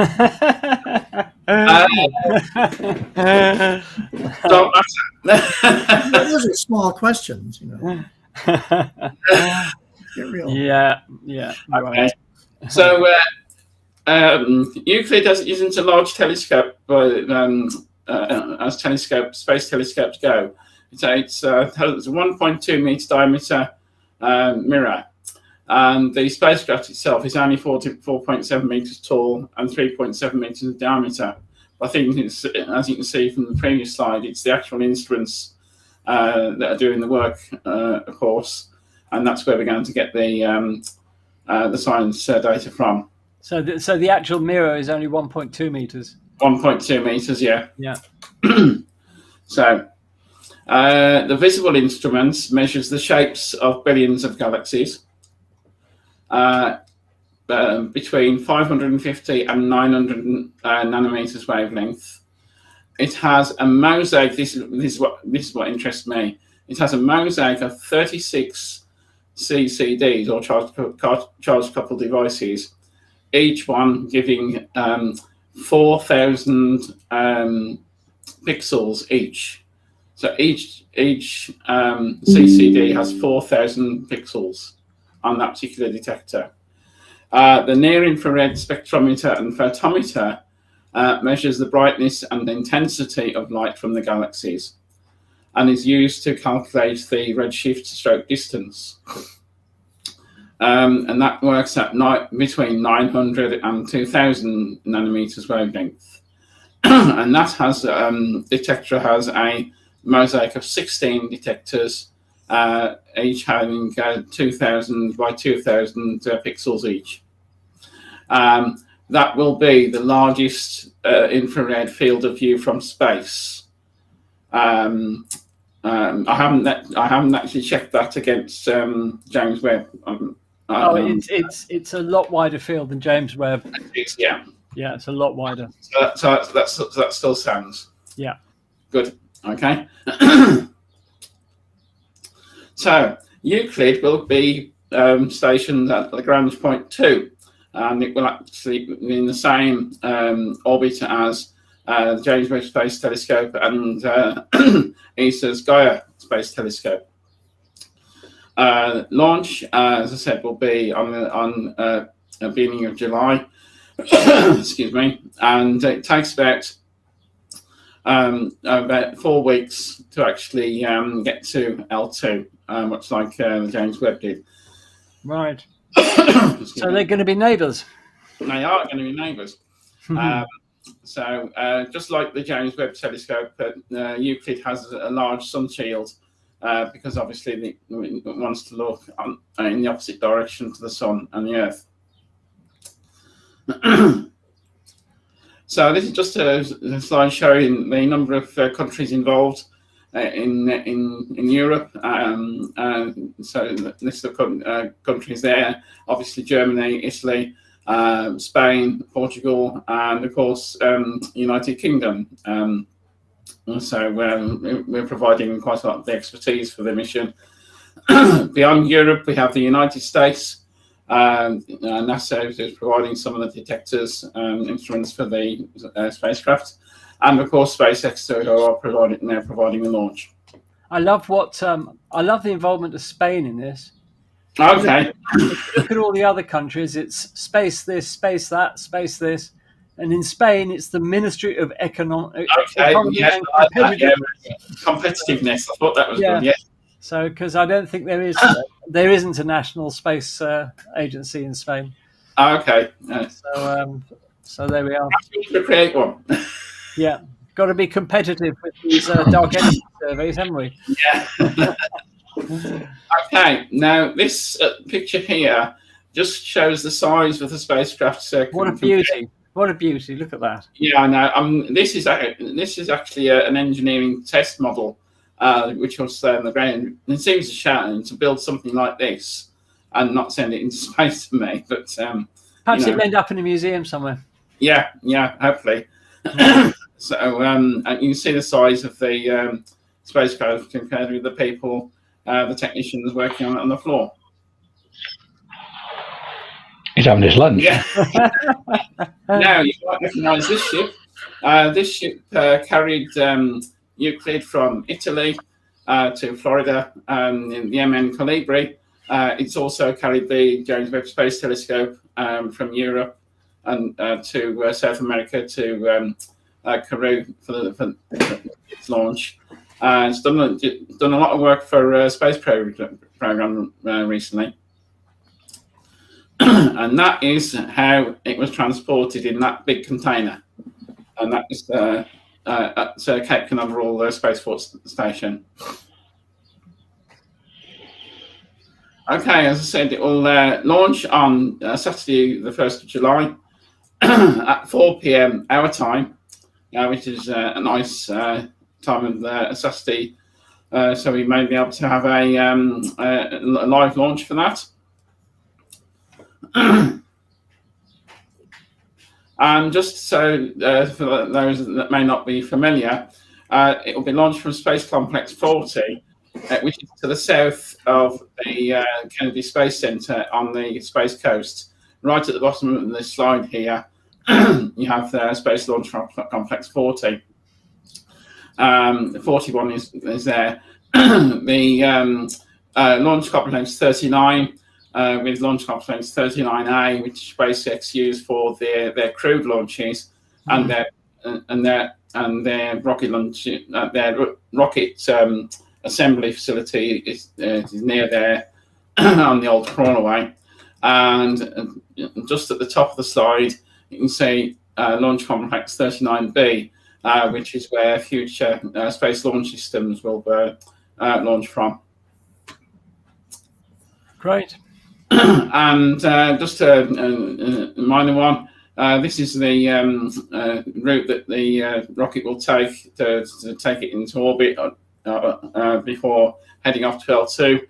And as you can see, a little blip out in the Atlantic Ocean. That is where the drone ship is. That will be that will catch the booster for landing. Okay, and if you want to know more, there's a website there. You can put this in the chat if you like, but there's plenty on the ESA website about that, about the mission. If you want to, if you want to find out more. Now, the European Extremely Large Telescope is taking shape in the Atacama Desert in Chile, not too far away from where the European Southern Observatory have the Paranal Observatory, which is home to the world's most amazing telescopes at the moment. And I just thought that we'd just do a little bit about the ELT. Why at the moment? Well, because they've just released a new photograph of the observatory under construction. And they don't tend to release these photographs very often. Perhaps they think nobody's interested, but they don't tend to take that many photos of the ELT under construction. But they've released a new one this month. So I thought that might be a nice opportunity to have a look at the what will be, when it's completed, the world's biggest ever telescope. And this being the European Extremely Large Telescope, the world's biggest eye on the sky. As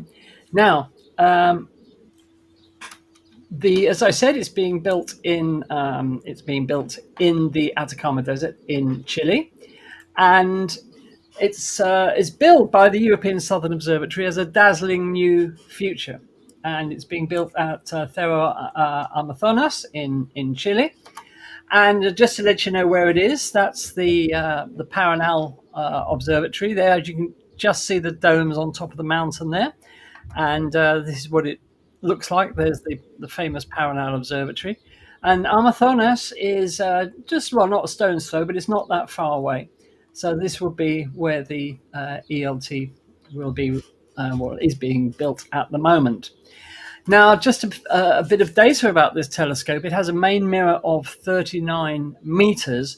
Originally, the mirror was going to be 42 meters, but Europe discovered that if they dispensed with the outer ring of the mirror segments, because there are currently 798 mirror segments in the main mirror, if they did away with the outer ring of segments and cut the diameter of the mirror from 42 down to 39 meters, they could save nearly €1 billion. So that's what they decided to do. As it stands, the telescope has a collecting area of 978 square meters. Now, all of those 798 mirror segments have to be aligned absolutely perfectly. The tolerance to which they have to be aligned is tens of nanometers, 10,000 times thinner than a human hair across the whole of the mirror. So that is an unbelievable accuracy that they have to achieve. And they have 4,608 sensors across the mirror measuring the relative positions of those segments and correcting them in real time if any get out of alignment. And the primary mirror weighs 132 tons. It's made of a glass ceramic compound called Zero Dur. And the total weight of all the mirrors is 140 tons. So this is a huge project that Europe has undertaken to build the world's biggest telescope. Now, let's have a look at the science goals of the telescope. Firstly, it's going to be used for imaging exoplanets directly and analyzing their atmospheres. And this has never been possible with an earthbound telescope before, but the exquisite light gathering power of the ELT will be enough to enable it to see exoplanets directly and analyze their atmospheres, much as the James Webb is doing at the moment with some of the exoplanets, as we were hearing recently from Roger about the TRAPPIST system. And this is the first time in history that technology of an earthbound telescope has been able to do this. The whole telescope is reckoned to have a resolution 15 times greater than the Hubble Space Telescope. So it just goes to show that putting telescopes in space is a great idea, but the technology for ground-based telescopes has caught up so much that the ELT will have an expected 15 times the resolution of the Hubble Space Telescope, and thus enable it to look at exoplanets directly. In terms of the solar system, well, it's going to be doing extensive survey work in the solar system and probing, among other things, the Kuiper Belt, other rocky objects, and it's going to enable us to see objects in the solar system with a telescope in far greater detail than we've ever managed to see before. The observation of stars is going to be important as well. The ELT will embark on a program of helping us to understand more about the birth, life, and death of stars, and also the link between the evolution of stars and the elusive dark matter. And that hopefully will enable us to answer some fundamental questions. Talking of dark matter, the ELT will also be used to find or identify what the dark matter is. I won't say find, because we know exactly where the dark matter is, but we don't know what it is. And as we were saying last week when we were talking about Euclid, the universe is only 5% made up of matter that we can see and measure directly. The rest of it is this so-called dark universe of dark matter and dark energy. Also, the ELT is going to be used to probe some of what are considered constants in the universe, the so-called physical constants. And they want to use the ELT to try and test whether some of these constants that the astronomers and astrophysics use are actual constants or whether they vary over time. So that's some pretty fundamental work that it's going to be doing on those. And of course, expect the unexpected, because they will undoubtedly be things that the ELT discovers that we had no idea were there at all. So that's a big science program ahead of the ELT. Let's look at the telescope itself in a little more detail.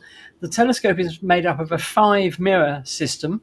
As we said, a 39-meter segmented mirror of 798 fragments, then a 4.2-meter diameter secondary mirror that the light goes to next. Then there's a thing called a tertiary mirror, which is 3.8 meters in diameter. Then it goes to a 4th mirror, which is a flat mirror of 2.4 meters. Then it goes to a 5th mirror, measuring 2.7 by 2.1 meters. And then the light exits to the right of the telescope to the science instrument platform, where there will be lots of very, very advanced scientific instruments used to analyze that light. So it's quite a complex optical system. But this is what the astronomers and the engineers have come up with. Sounds like a complicated collimation job. Yeah, I would think so. Yeah, I hope they've got a laser or something handy to collimate that. And if you want to know what a 39-meter mirror actually looks like, they've done using these sort of cardboard hexagons. They laid this out to show you just how vast that primary mirror actually is. That's quite an amazingly large mirror. Amazing. And if you want to know how big the observatory will be, well, this is the observatory compared to Big Ben. So as you can see, it's big. And if you want to get a comparison for landmarks in your country, go to the website of the European Southern Observatory, and they've got the observatory compared to lots of other landmarks around the world. But as you can see, it's going to be it's going to be absolutely enormous. Here's a very short video where we fly into the ELT by the wonders of computer graphics. And I just think this is going to be like a huge cathedral of astronomy. That's the only way you can describe it. It's the size of a cathedral. So let's take a flight into the ELT.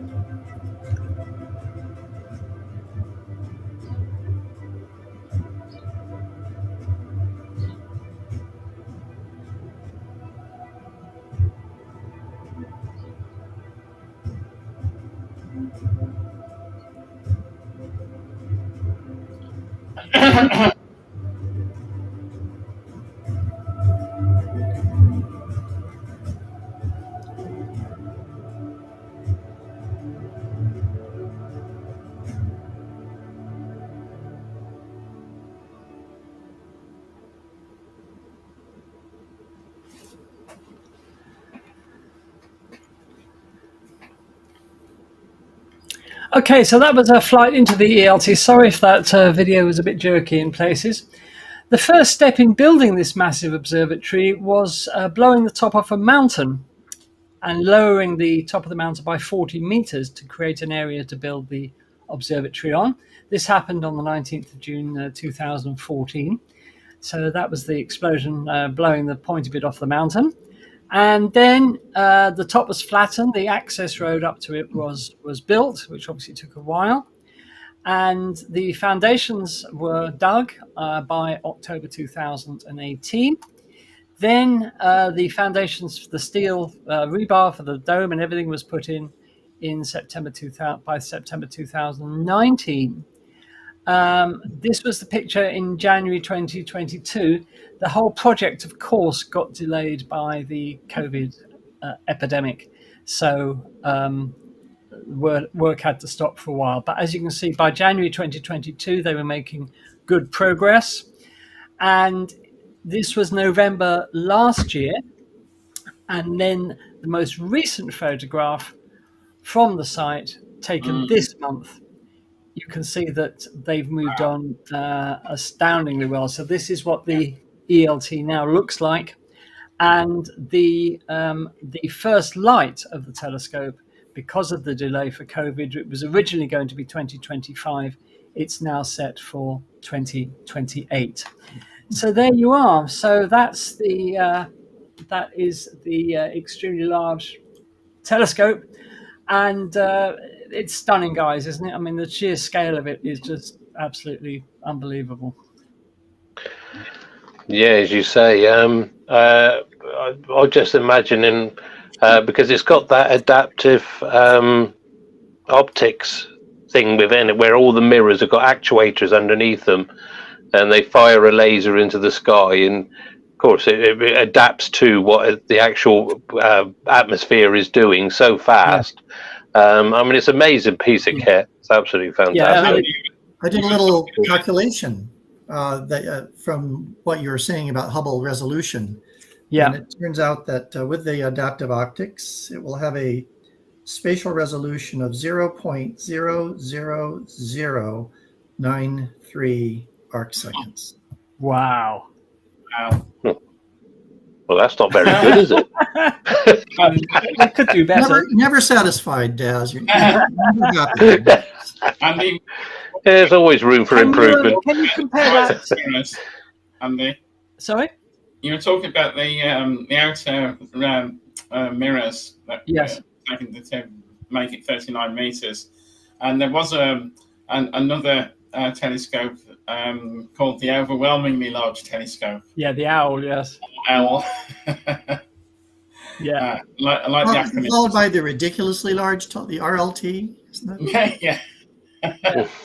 I always thought Shouldn't the owl one be at Hogwarts? Oh, very good. Very good. I always thought they should have made one called the Superb Owl or Super Bowl.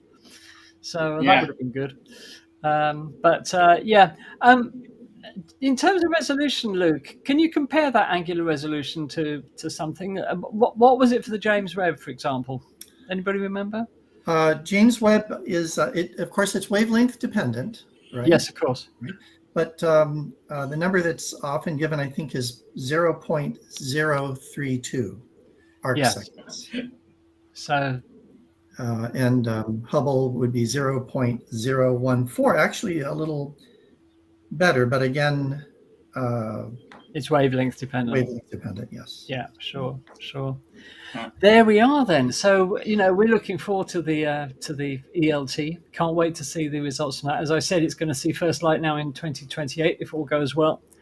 I would love to have that on my bucket list, to pay that a visit, just to stand in that dome. I mean, can you imagine what it must be like? I'll come with you, Andy. Yeah, well, that's it. That's a date then, Michael. We'll do it. We'll do it. We need more coffee money. Ian says he can't. Lots of coffee money. For Ian that. says he can't wait till the BLT. Ah, yes, absolutely. Yeah. So The BLT. Yeah, Ian wants a BLT. if you're wondering, viewers, how that whole adaptive optics system works, see, the thing is, up in the high atmosphere, there's a layer of sodium atoms, and if you shine a laser at the sodium atoms, they fluoresce under laser light, and in the sky it looks like an artificial star. Now, the big problem with telescopes, as we all know as astronomers, is that the atmosphere never stands still, that it's got currents of air moving about continuously, which spoil the viewing. So there's another small telescope which will look at those artificial stars, and the ELT will have 8 lasers, so it will create 8 artificial stars. And they will be monitored in real time, and the movement of the atmosphere counteracted by applying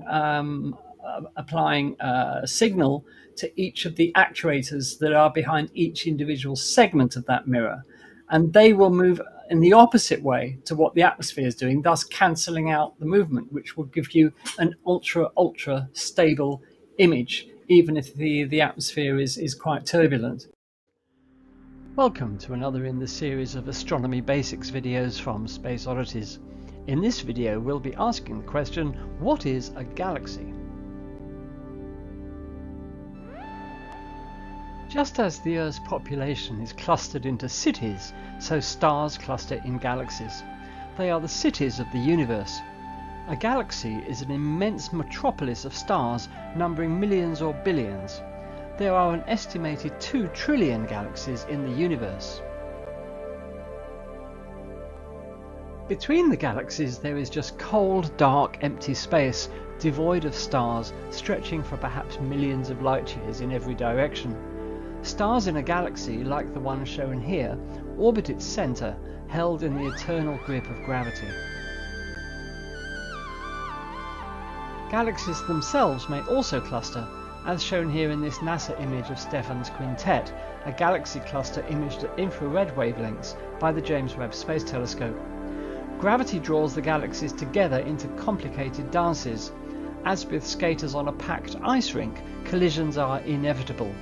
However, the encounter takes place over millions of years, during which time the galaxies slowly merge to form one single giant galaxy in a series of elegant dances choreographed by gravity.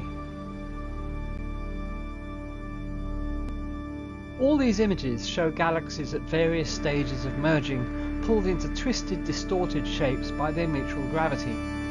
While these might seem like giant cosmic catastrophes, in reality space is so vast and the distances between stars so enormous that collisions between individual stars are extremely rare. Galaxies are so tenuous that galaxy mergers are like clouds passing through one another. It was the great American astronomer Edwin Hubble who, in the 1930s, was the first to attempt a systematic classification of galaxies based on what he observed. His resulting diagram, shown here, is sometimes referred to as the tuning fork. Hubble classified galaxies into 3 main groups: ellipticals, spirals, and barred spirals. We now know that there are other types of galaxy, but the vast majority of galaxies in the universe fall into one of these 3 categories. Today, Hubble's tuning fork diagram still serves us well as a basic categorization of galaxies. So let's talk about one of Hubble's main classification of galaxies, the spiral galaxies. This archetypal classification of galaxy consists of 1 or more spiral arms of stars sweeping out from the centre like the arms of a Catherine wheel. At the centre of the galaxy is a bright core of stars separated from each other by astronomically small distances, perhaps 10 million stars per cubic parsec, 1 parsec being 3.23 light years. This core of stars forms a sphere-like structure at the centre of the galaxy called the galactic bulge. This means that the galaxy in profile resembles 2 fried eggs stuck back to back. Right at the very centre of most galaxies is a supermassive black hole, which may possess millions or even billions of times the mass of our Sun. There is a direct linear relationship between the mass of the galactic bulge and the mass of the supermassive black hole, but what this relationship signifies is as yet unclear. Most star formation in galaxies occurs in the dusty spiral arms. When we look up into the night sky from a dark location free from light pollution, we see one of those spiral arms of our galaxy arcing overhead as a ghostly cloud, a river of light made up of countless stars. This we call the Milky Way. Now this can be confusing, as our entire galaxy is also called the Milky Way. When we see the Milky Way in the sky, we are looking inwards towards the middle of the galaxy. The actual centre of our galaxy lies in the constellation of Sagittarius. Another of Hubble's classifications is barred spiral galaxies. Barred spirals, as their name suggests, are a type of spiral galaxy where a bar of stars extends either side of the galactic core. The spiral arms emanate from each end of the bar, as you can see in this illustration. 2/3 of all spiral galaxies are barred spirals. Surprisingly, our own Milky Way galaxy is a barred spiral, although this was not discovered until 2005 from observations made with the Spitzer Space Telescope. The bars in barred spiral galaxies form when the orbits of stars in the galaxy's inner disk become unstable and deviate from a circular path. This can happen for a number of reasons, including interactions with other galaxies. When two galaxies merge or even just pass close to each other, the gravitational forces can disrupt the orbits of stars in both galaxies. This can lead to the formation of a bar in one or both galaxies. Disk instability. The disk of a spiral galaxy is constantly rotating. This rotation creates a centrifugal force that pushes stars outward. However, the gravity of the galaxy's central bulge pulls stars inward. If the centrifugal force is not strong enough to balance the gravitational pull, the disk can become unstable and form a bar. Gas accretion. Spiral galaxies are constantly accreting gas from their surroundings. This gas can fall into the galaxy's disk and spiral inward towards the centre. As the gas falls in, it can lose energy and cause the stars in the disk to slow down, and this can lead to the formation of a bar. Once a bar forms in a spiral galaxy, it can grow over time by attracting more and more stars into its orbit.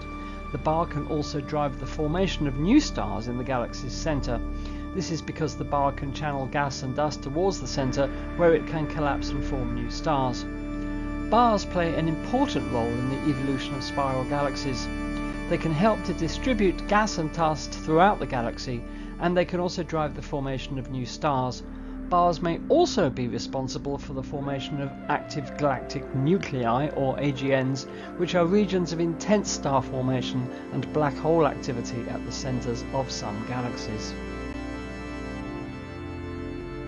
The main features of an elliptical galaxy are an elliptical shape. Elliptical galaxies have a smooth ellipsoidal shape. They can range from being almost perfectly spherical to elongated ovals. Little gas and dust. Elliptical galaxies contain very little gas and dust. This is because most of the gas and dust in these galaxies has already been consumed to form stars. Old stars. Elliptical galaxies are primarily populated by old stars. These stars are typically red and low mass. Random orbits. The stars in elliptical galaxies have random orbits. This means that they do not move in a disk or spiral pattern, as is the case in spiral galaxies. Large size. Elliptical galaxies are typically very large galaxies. Some of the largest galaxies in the universe are elliptical galaxies. Preferential location in galaxy clusters. Elliptical galaxies are more likely to be found in galaxy clusters than in the field. High luminosity. Elliptical galaxies are also typically very luminous galaxies. This means that they emit a lot of light. Central supermassive black holes. Elliptical galaxies are thought to contain a supermassive black hole at their centres. The mass of the black hole is correlated with the mass of the galaxy. It is believed that elliptical galaxies form as the result of collisions between two or more galaxies. In the distant future, perhaps in about 4 billion years, our own galaxy and the Andromeda galaxy will collide, merge and form an elliptical galaxy, their graceful spiral forms completely disappearing over millions of years, consumed and torn apart by gravity's relentless maw. This is why elliptical galaxies contain very old stars. They are remnants from the galaxies which collided. Elliptical galaxies, with their paucity of gas, are incapable of giving birth to new stars. This is elliptical galaxy M87 in the constellation of Virgo, some 53 million light-years away. Emanating from its centre is a jet of plasma extending for 5,000 light-years. This jet originates from a supermassive black hole at the centre of the galaxy. In 2017, the Event Horizon Telescope managed to image the black hole in an incredible feat of technology and ingenuity. The radio image of the M87 black hole was on front pages around the world and has since become iconic and will no doubt be written into the history books as our first definitive proof that black holes exist, all evidence of such having hitherto been circumstantial. Well, apart from the main Hubble classifications of galaxies, there are other types. Dwarf galaxies usually comprise just a few million stars and are tiny in comparison to other types, hence their name. They are often found orbiting spiral galaxies, such as the 50 or so found around the Milky Way. Ring galaxies are very rare and comprise a ring of stars surrounding a bright central core. It's not known at present how they form. Irregular galaxies are amorphous galaxies having little or no structure. It's possible they may be the results of galactic collisions. Lenticular galaxies are lens-shaped, hence their name. They are midway between a spiral and an elliptical galaxy. There is much we do not know about how galaxies form and evolve. It is one of the most intense areas of astronomical study. The James Webb Space Telescope, looking back to the dawn of the universe, has shown us early galaxies just a few 100 million years after the Big Bang. How galaxies evolve so quickly in such an astronomically short period of time is not well understood, but it is to be hoped that further JWST observations will shed some light on the conundrum. This image shows some of the very early galaxies imaged by the JWST. It is incredible that we are able to look back in time to the infant universe before the formation of the majestic spiral galaxies. Well, we hope you've enjoyed this introduction to galaxies. Just to summarise, galaxies are vast cities of stars. They're categorised using a system developed by Edwin Hubble. They fall into three main categories: spirals, barred spirals and ellipticals. Galaxies can form clusters comprising up to hundreds of galaxies, and all but a few galaxies have supermassive black holes at their centres. Don't forget to check out our other Astronomy Basics videos in the playlist of the same name on the Space Oddities YouTube channel. Until next time, goodbye. Yes. Here we are, very close to solar maximum, and it appears that solar maximum is going to occur a little earlier than we thought, perhaps by the end of the year, perhaps the first quarter of next year. And of course, this is a time where there's a lot of solar activity, a lot of coronal mass ejections and flares, sunspots galore, and if you're living in the right places, aurora, not to mention the threat to astronauts, but we won't go there just yet. So we thought it would be good to talk about the sun a little bit, and it turns out that you can understand an awful lot about the sun if you just understand sunspots. Okay, so we're going to talk about the sun today, and this may be a little bit long. We may have to cut this and turn it into a two-parter, but let's give it a go. Let's see where we end up here. Okay, so here's the sun that you might expect to see if you have a small backyard telescope with an appropriate solar filter. That's our disclaimer. With an appropriate solar filter. And the sun will look different colors depending on the filter. And Daz already kind of walked us through how nobody really knows what color the sun is. There are different correct answers.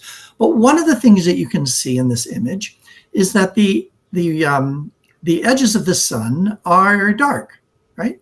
And this is actually real. This is called limb darkening. And it has to do with the fact that the sun is gaseous. And so you can see through parts of it at different depths.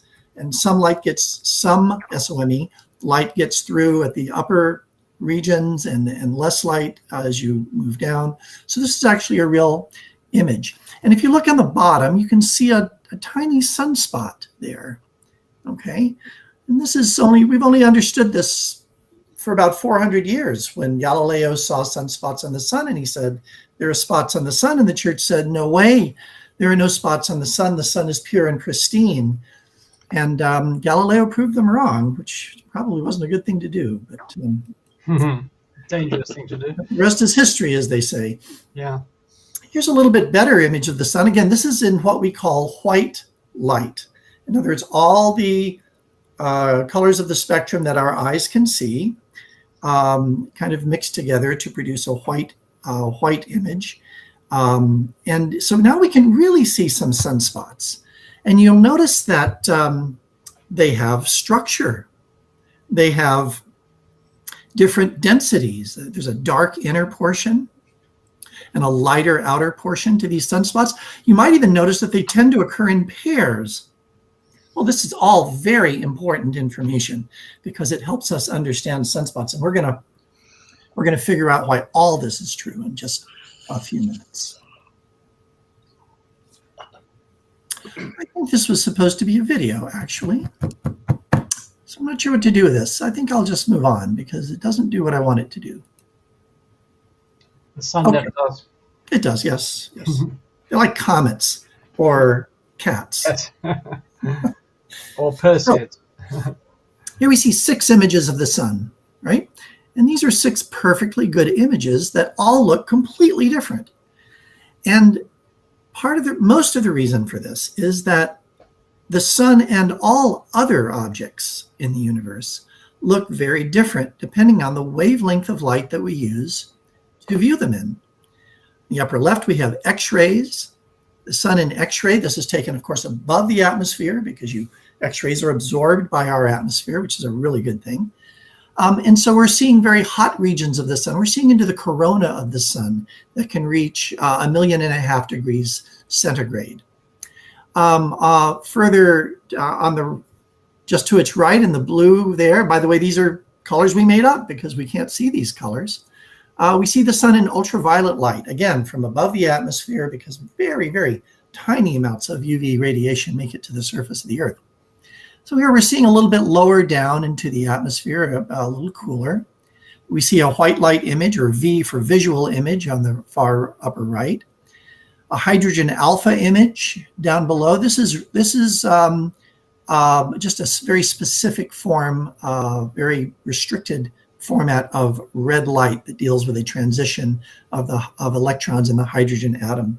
And then infrared and radio. And so the point here is that objects in space look different depending on the wavelength of light that you're using to view them in. In fact, objects on the Earth look different. Well, here's an image of the sun, right? If you're an amateur astronomer, perhaps even if you're not. This is an image of the sun with the moon right in front of the sun, causing a total solar eclipse.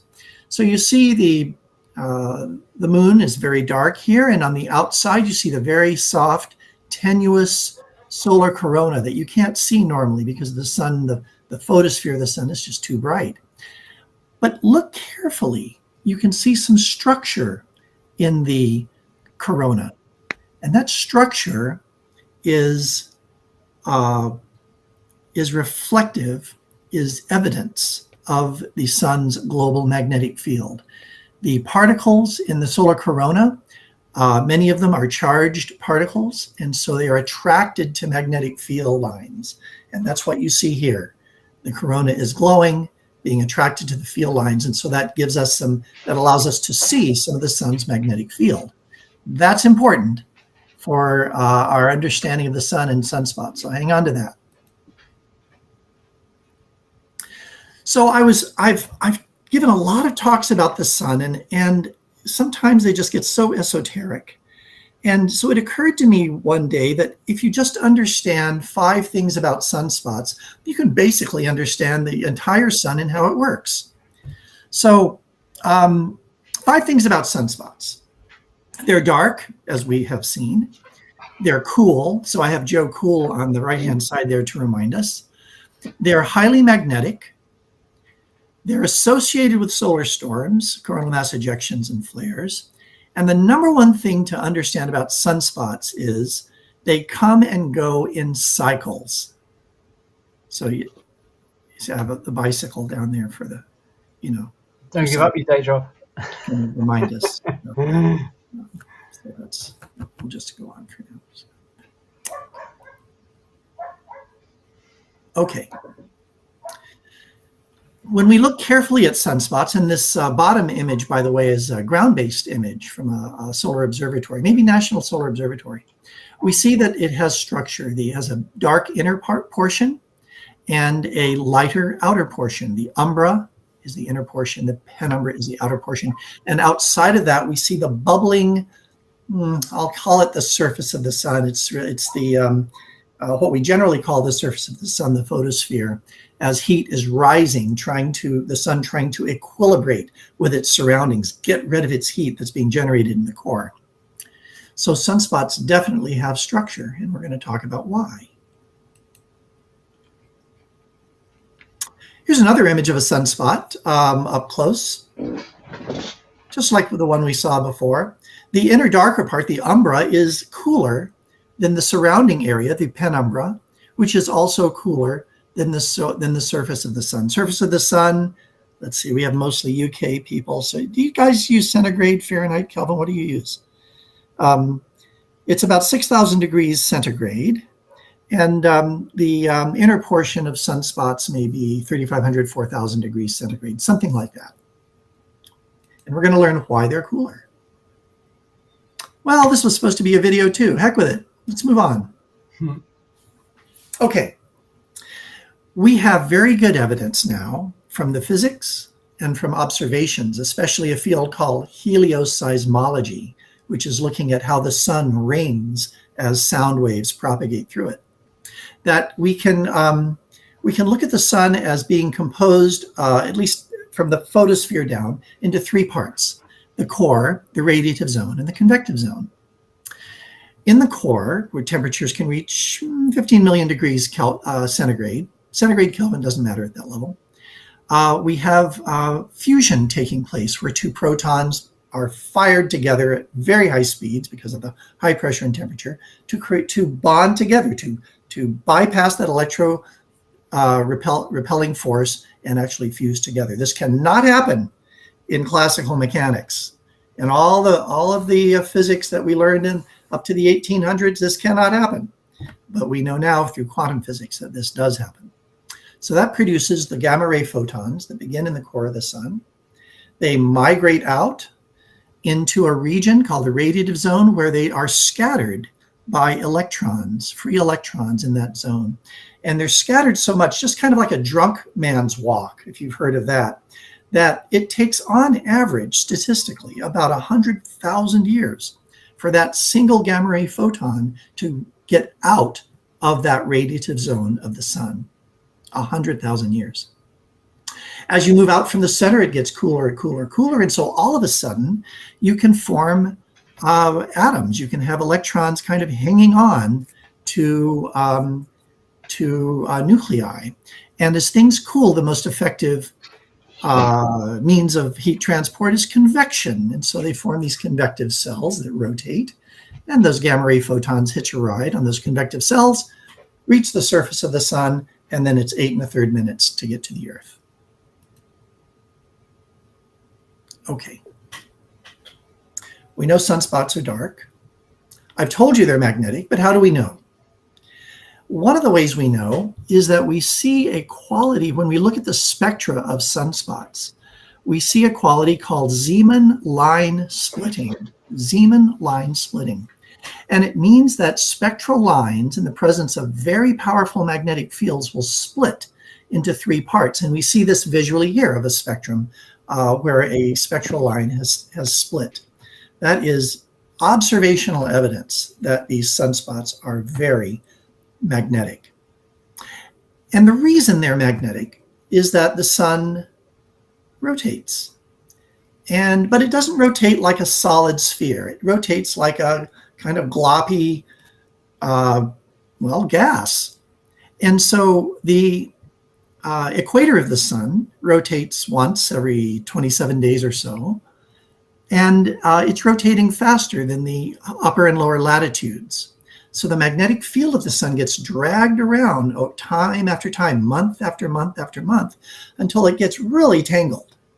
You might imagine having if you knit, I don't know how many of you knit, but if you have a big piece of yarn and it's all kind of, clumped together, and you throw it in the bottom of your closet, that piece of yarn might have a little piece of yarn sticking up over all the rest of them, just a little piece.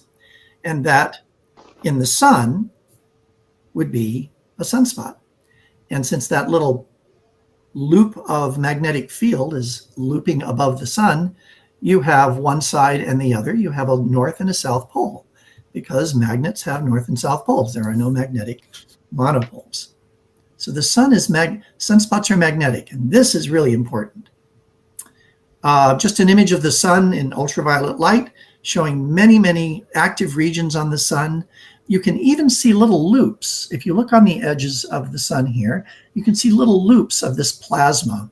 And this is the material rising from a sunspot, from one side of a sunspot, and diving back down into the other, because these plasma obey magnetic field lines, just like as we saw before.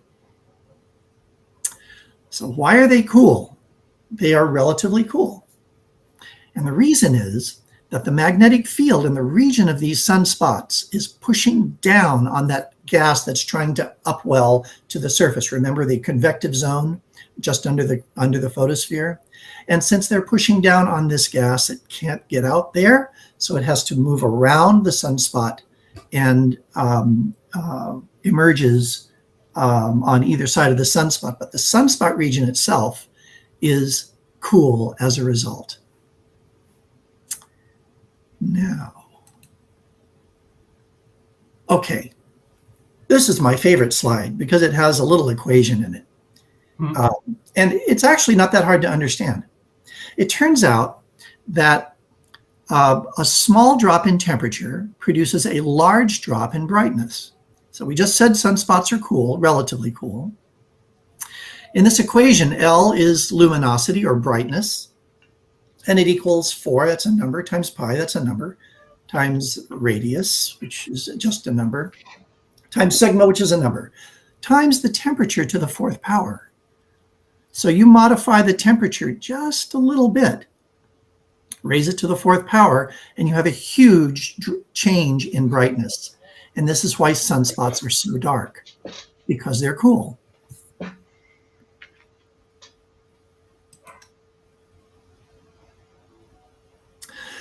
It also turns out that solar storms, and we're seeing a lot of solar storms these days because we're very near solar maximum, solar storms tend to occur around large sunspot regions. Solar flares, which are generally dominated by electromagnetic radiation, and coronal mass ejections, which are dominated by particle radiation, they tend to occur around sunspot regions. So during solar max, we see lots of sunspots, bigger sunspots in general, and more solar storms. No accident. So, what have we learned about sunspots? They're dark. We know why they're dark. They're cool. We know why they're cool. They're magnetic. We've seen evidence of that. They're associated with solar storms, just because I told you. And and they come and go in cycles, but we haven't talked about the cycles yet. Let's see if I have a... That's fantastic. Where are we in time? I don't know how to break this up quite. We've got it. Well, we're half an hour into the show. Okay. I wonder if well, you let me know. You drag. You have a hook. Andy has the hook, and he will hook it around my neck and drag me off as I wave to screaming fans. Right. Well, I mean, it's all interesting stuff, Lou. So we would love to see it. So no problem at all. Yes, indeed. Right. Well, thank you for that. Perhaps we'll carry on next week with the rest of us. Yeah, we can carry on next week. Yeah, because I mean, Lou, you mentioned the corona being up to 1.5 million degrees in heat, hotter than the actual surface of the sun. Well, just recently I was reading a paper that they think they may have solved that problem, why the corona is so much hotter. And it was, I'm not sure whether it was Betty Colombo or Parker Solar Probe, one of the two. No, it was the studying Solar Orbiter. Oh, okay, then not even the one I was thinking Europeans always want to take credit. I mean, come on. For good reason. We just do it better, that's why. Of course. Yeah.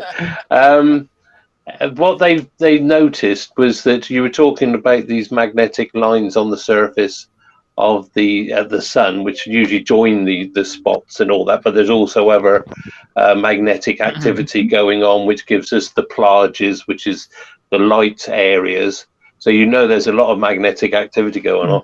But what they found is that it's covered in these little magnetic lines, which apparently are vibrating very rapidly. And they think that this vibration of all these small magnetic filaments is possibly the cause. And like I said, it's possibly, with the sun, we don't know positively, is what's actually heating the actual corona to such a high temperature.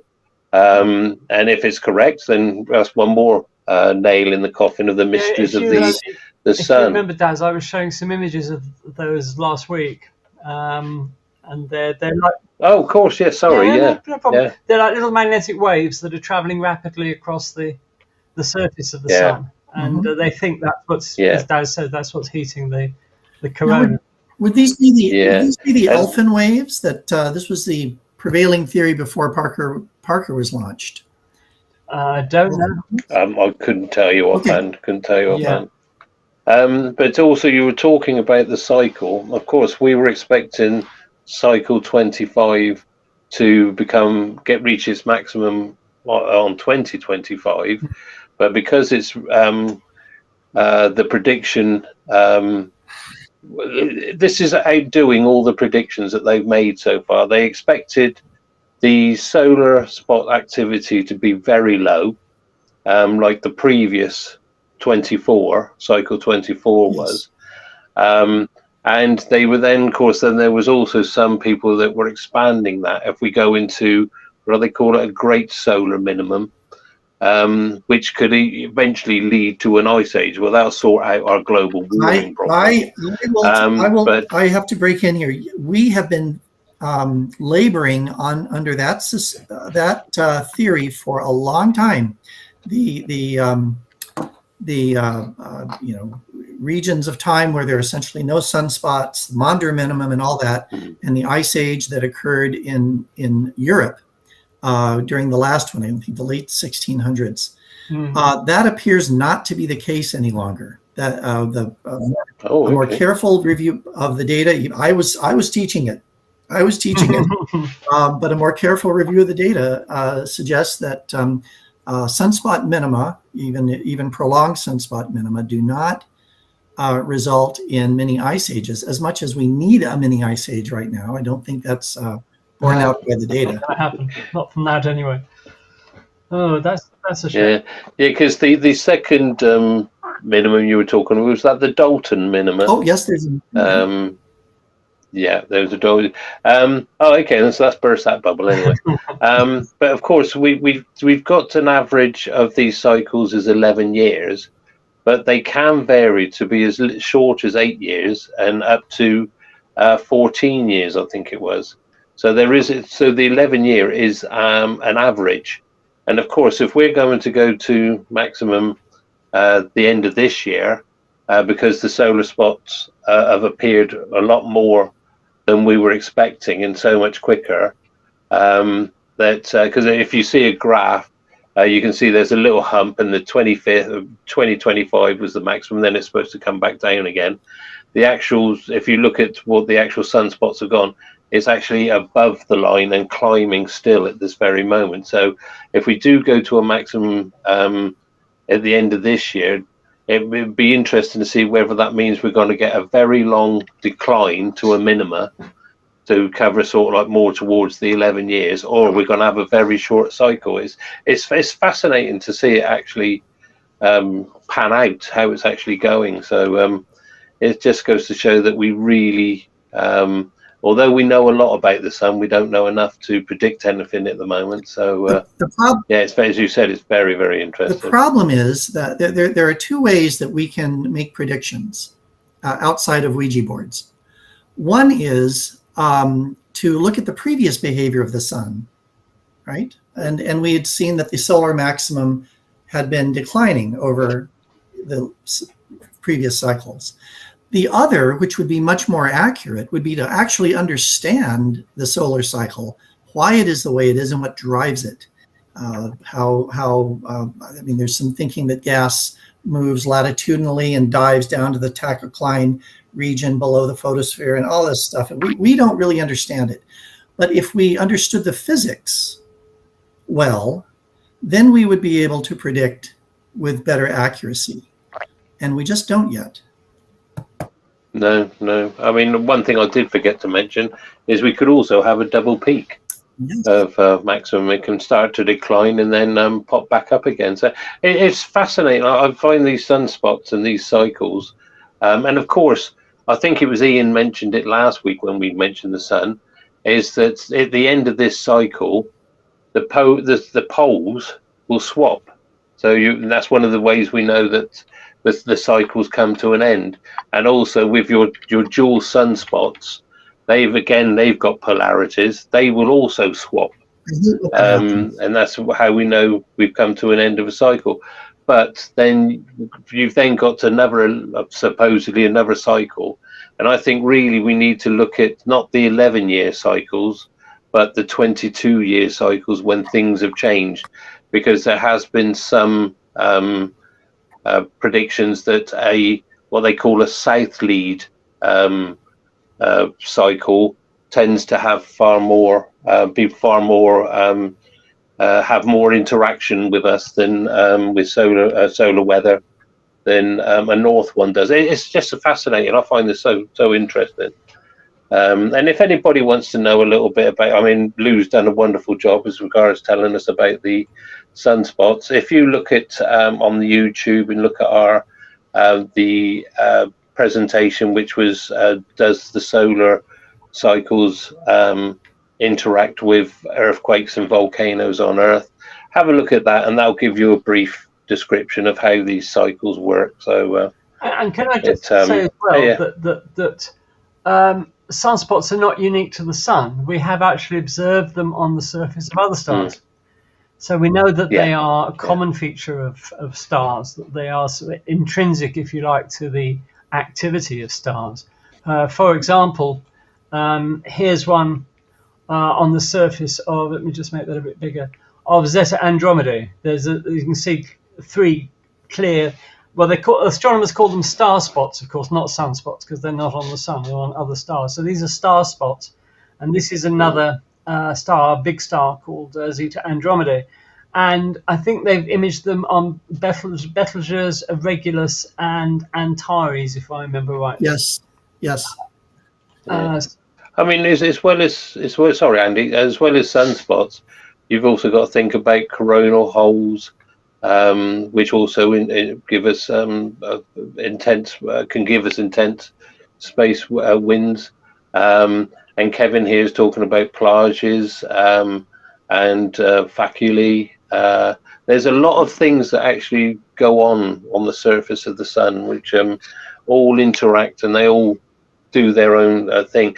I mean, there's been a couple of this week alone, we've had about 3 or 4 storms come our way from flares and coronal mass ejections. It's really ramped up at the moment. And if you want to look at this, a website which I've just found recently, it's called solarham.net. Now, if you go to that, you'll be able to look at the sun in different wavelengths, as Lou was pointing out. Every wavelength gives you something different to look at. What's it called, and it's solarham.net. Solarham, as in H-A-M. H-A-M, yeah. Okay. And from there, you can actually link up to NOAA, which is the North American space weather community, or just Google NOAA space weather, and there's one on there called panels. And if you go on the panels, it gives you all these graphs, all these diagrams. And if you go to the actual NOAA site, you can actually watch videos of what's happened in the last few hours and things like that. So and it's all free. So yeah, have a look. It's fascinating. Great. You can spend hours on it. Anyway, I'm waffling now. So what sorry. we'll do now? Yeah, lovely talk, though. Lovely. What we'll do now? We will move celestial objects a bit closer to home. We'll move from the sun to the moon. So I hope you can see this. So the first bit is about the gravitational wave background. Now, let's start off by having a look at, if you like, the spectrum of gravitational waves. As you're probably aware by now, we have detected over 100 gravitational wave events since 2015 using the LIGO detectors in the United States and the Virgo detector in Italy. Now, here we have a scale showing you the frequency of the gravitational waves, what type of objects we can detect at those frequencies, and how we can detect them. So the first thing to say is that between the 1 and 100 hertz frequency, this is what we've been observing out at the moment, and this has enabled us to detect merging black holes, colliding neutron stars, collisions between neutron stars and black holes. And this is the limitation, if you can call it that, of the LIGO and Virgo detectors. They're observing in those sort of frequencies. So these are really quite high frequency observations.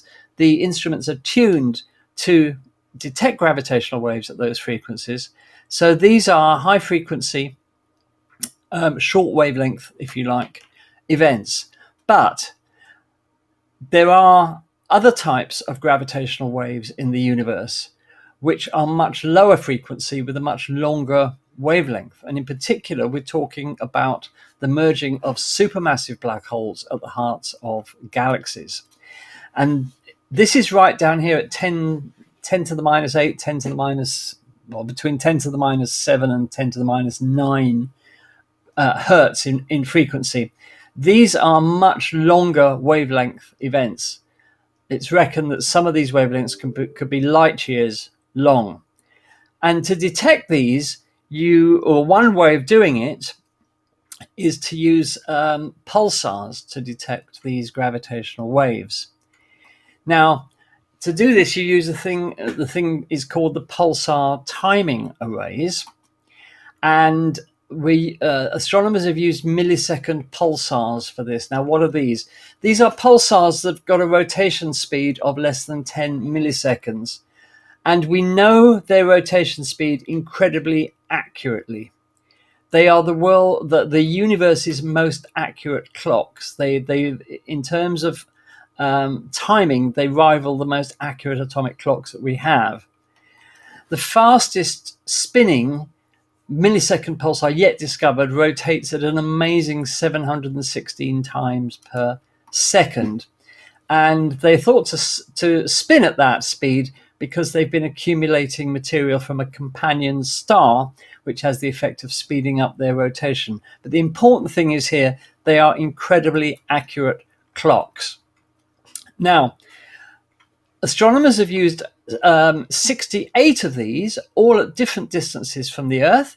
And as the pulsars spin, these lighthouse-like beams of electromagnetic radiation, be they X-rays or radio, flash in the direction of the Earth so that we can see them. Of course, this is greatly slowed down because these are millisecond pulsars. They're rotating once in less than 10 milliseconds. But I didn't manage to find an animation that would show you that rotation speed, funnily enough. So these are 68 pulsars at different distances from the Earth. And we know exactly, to an incredible accuracy, many, many, many decimal places, exactly how long they take to spin once. So what happens is that you have a gravitational wave which passes through the universe, and this has the effect of delaying or advancing the time at which the pulsars, the signals from these pulsars actually arrive. And by working out exactly how long these signals are advanced or delayed, you can learn something about the gravitational wave that has passed through the universe that has actually done that. Now, look at it another way. Here we have a graphic showing the Earth surrounded by these millisecond pulsars. Far off in the universe, as we know, there are galactic collisions between galaxies, where the two black holes, one in each galaxy, or in some cases more than two galaxies collide, in which case it'd be three, they come together and slowly begin to orbit each other at the center of the galactic merger. Now, they probably orbit each other for, many, many, many thousands of years, but they inexorably come closer together. And as they do, because they're accelerating around each other, they radiate gravitational waves, because anything that accelerates in the universe generates these gravitational waves. How do we know that this happens at the center of galactic clusters with these supermassive black holes? Well, we can actually see it. Here you have an X-ray image of the center of a galactic merger 400 million light years away, and you can see clearly here that there are two superheated disks of material showing up in X-rays, and if they weren't that hot, we wouldn't be able to see them in X-rays. And these two disks surround supermassive black holes. Now, to see the gap between those supermassive black holes at a distance of 400 million light years means that, of course, they're very far apart. Otherwise, we wouldn't stand a chance of being able to split those into two separate objects. Those two black holes are separated by 5,000 light years, believe it or not. That's the gap between the two you can see there. If we add the radio data into that graphic, we can see the jets of material that the black holes are firing out across the universe. And they are swept back, if you like, in this combined radio and X-ray image, because the black holes are plowing through the interstellar medium at about 1,200 kilometers a second, and this forces their jets to be swept back as if they were in a wind, if you like. So we know that we can see these black holes which one day will merge, and as they do get closer together, the gravitational waves from them get stronger and stronger. But the point is that they are very long wavelength, low frequency gravitational waves. Now, why would a pulsar either advance or retard the signal from a pulsar? So if you can imagine, you have a photon leaving a pulsar on its way towards the Earth, and because gravitational waves stretch and squeeze space-time, they stretch it in one direction, squeeze it in another, the photon will actually have to pass through a greater or longer distance, because space is either being stretched or squeezed. And this means that it will if it's being stretched, the photon will take longer to pass through the gravitational wave, because space is literally being stretched. So the photon takes a longer time to arrive at the Earth. So its arrival is delayed compared to when it should be arriving, because we know exactly when it should be arriving, because they are the universe's most accurate clocks. Similarly, if space is being squeezed, they arrive in advance of when they should arrive. Now, what astronomers have found is this, that there is a background noise in the universe of these gravitational waves, because gravitational waves, according to Einstein, and we have to say we think there are quantum reasons why this probably doesn't happen. But according to Einstein, gravitational waves never die out altogether. They just keep traveling forever. They get weaker, but they never die out altogether. So in the history of the universe, all of these mergers, and there've been probably countless mergers between supermassive black holes, all of these gravitational waves come together over time to form this background hum, if you like, of gravitational waves to the universe. And this is what they've now detected with the pulsar timing array. Now, it has to be said, first of all, that merging supermassive black holes is not the only explanation for this background hum in the universe. There are actually some quite exotic explanations that could be true, but obviously there will be more studies needed to determine exactly what the cause of this hum is. But the most likely candidate is these supermassive black holes. The project to do this, the pulsar timing array, has been running for 15 years. So they've had a chance to collect these long wavelength gravitational waves over 15 years, coming from all over the universe. And the whole point about it is, and the great thing about this is, that the pulsar timing array, well, it's not just one group of scientists. There have been similar experiments going on using pulsars, but using different pulsars in India and other places. And there are several groups that have now all come up with exactly the same results, that there is this background gravitational wave hum, if you like, to the universe, which means that the Earth is being bathed in these gravitational waves all the time.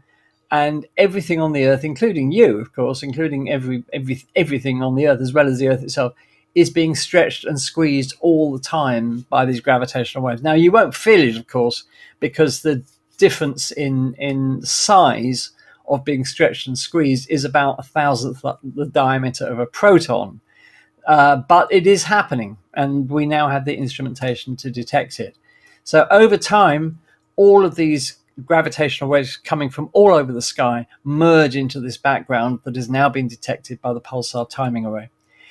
For the future, this is fantastic, because what they hope to be able to do is to actually pin down where these gravitational waves come from, what types of objects are producing them. But as I said, it's more likely than not to be merging supermassive black holes. The International Pulsar Timing Array, these are the locations of the telescopes. We have, it includes the biggest radio telescope in the world, the FAST telescope in China. We've got the famous Lovell telescope at Jodrell Bank, of course, in the UK. We've got the Chime telescope in Canada. Arecibo, before its unfortunate demise, was taking part. We've got Meerkat in South Africa, which is a precursor telescope to the world's biggest radio telescope, the Square Kilometre Array, which will be complete hopefully before the end of the decade, although it might be a little bit delayed because of COVID. We've got the famous Parkes Radio Telescope in Australia, and we've got a couple of others. But, there have been several groups of scientists working on this and asking the same questions, and they've all got exactly the same results. In fact, the different teams coordinated about when this was going to be released last week, so that nobody was scooped. And there's just some of the telescopes involved. Jodrell Bank, of course, at bottom right, the Chime telescope above it, and so on and so forth.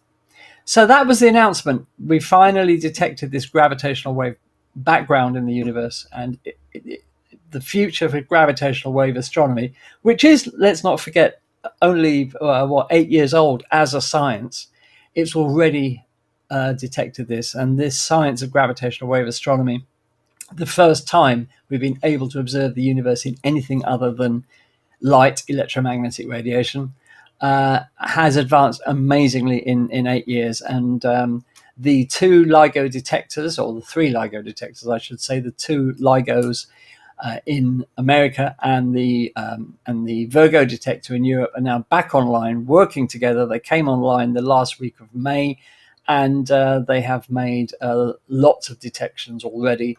I was looking the other day, one day in particular, they made 9 detections of gravitational wave results yet to be analysed. But even if half of them are terrestrial in origin, something vibrating on the Earth rather than the vibrations coming from space, then the upgrades that they've undergone over the last couple of years will be well worth it. So we're all really excited about the future of this fledgling science of gravitational wave astronomy.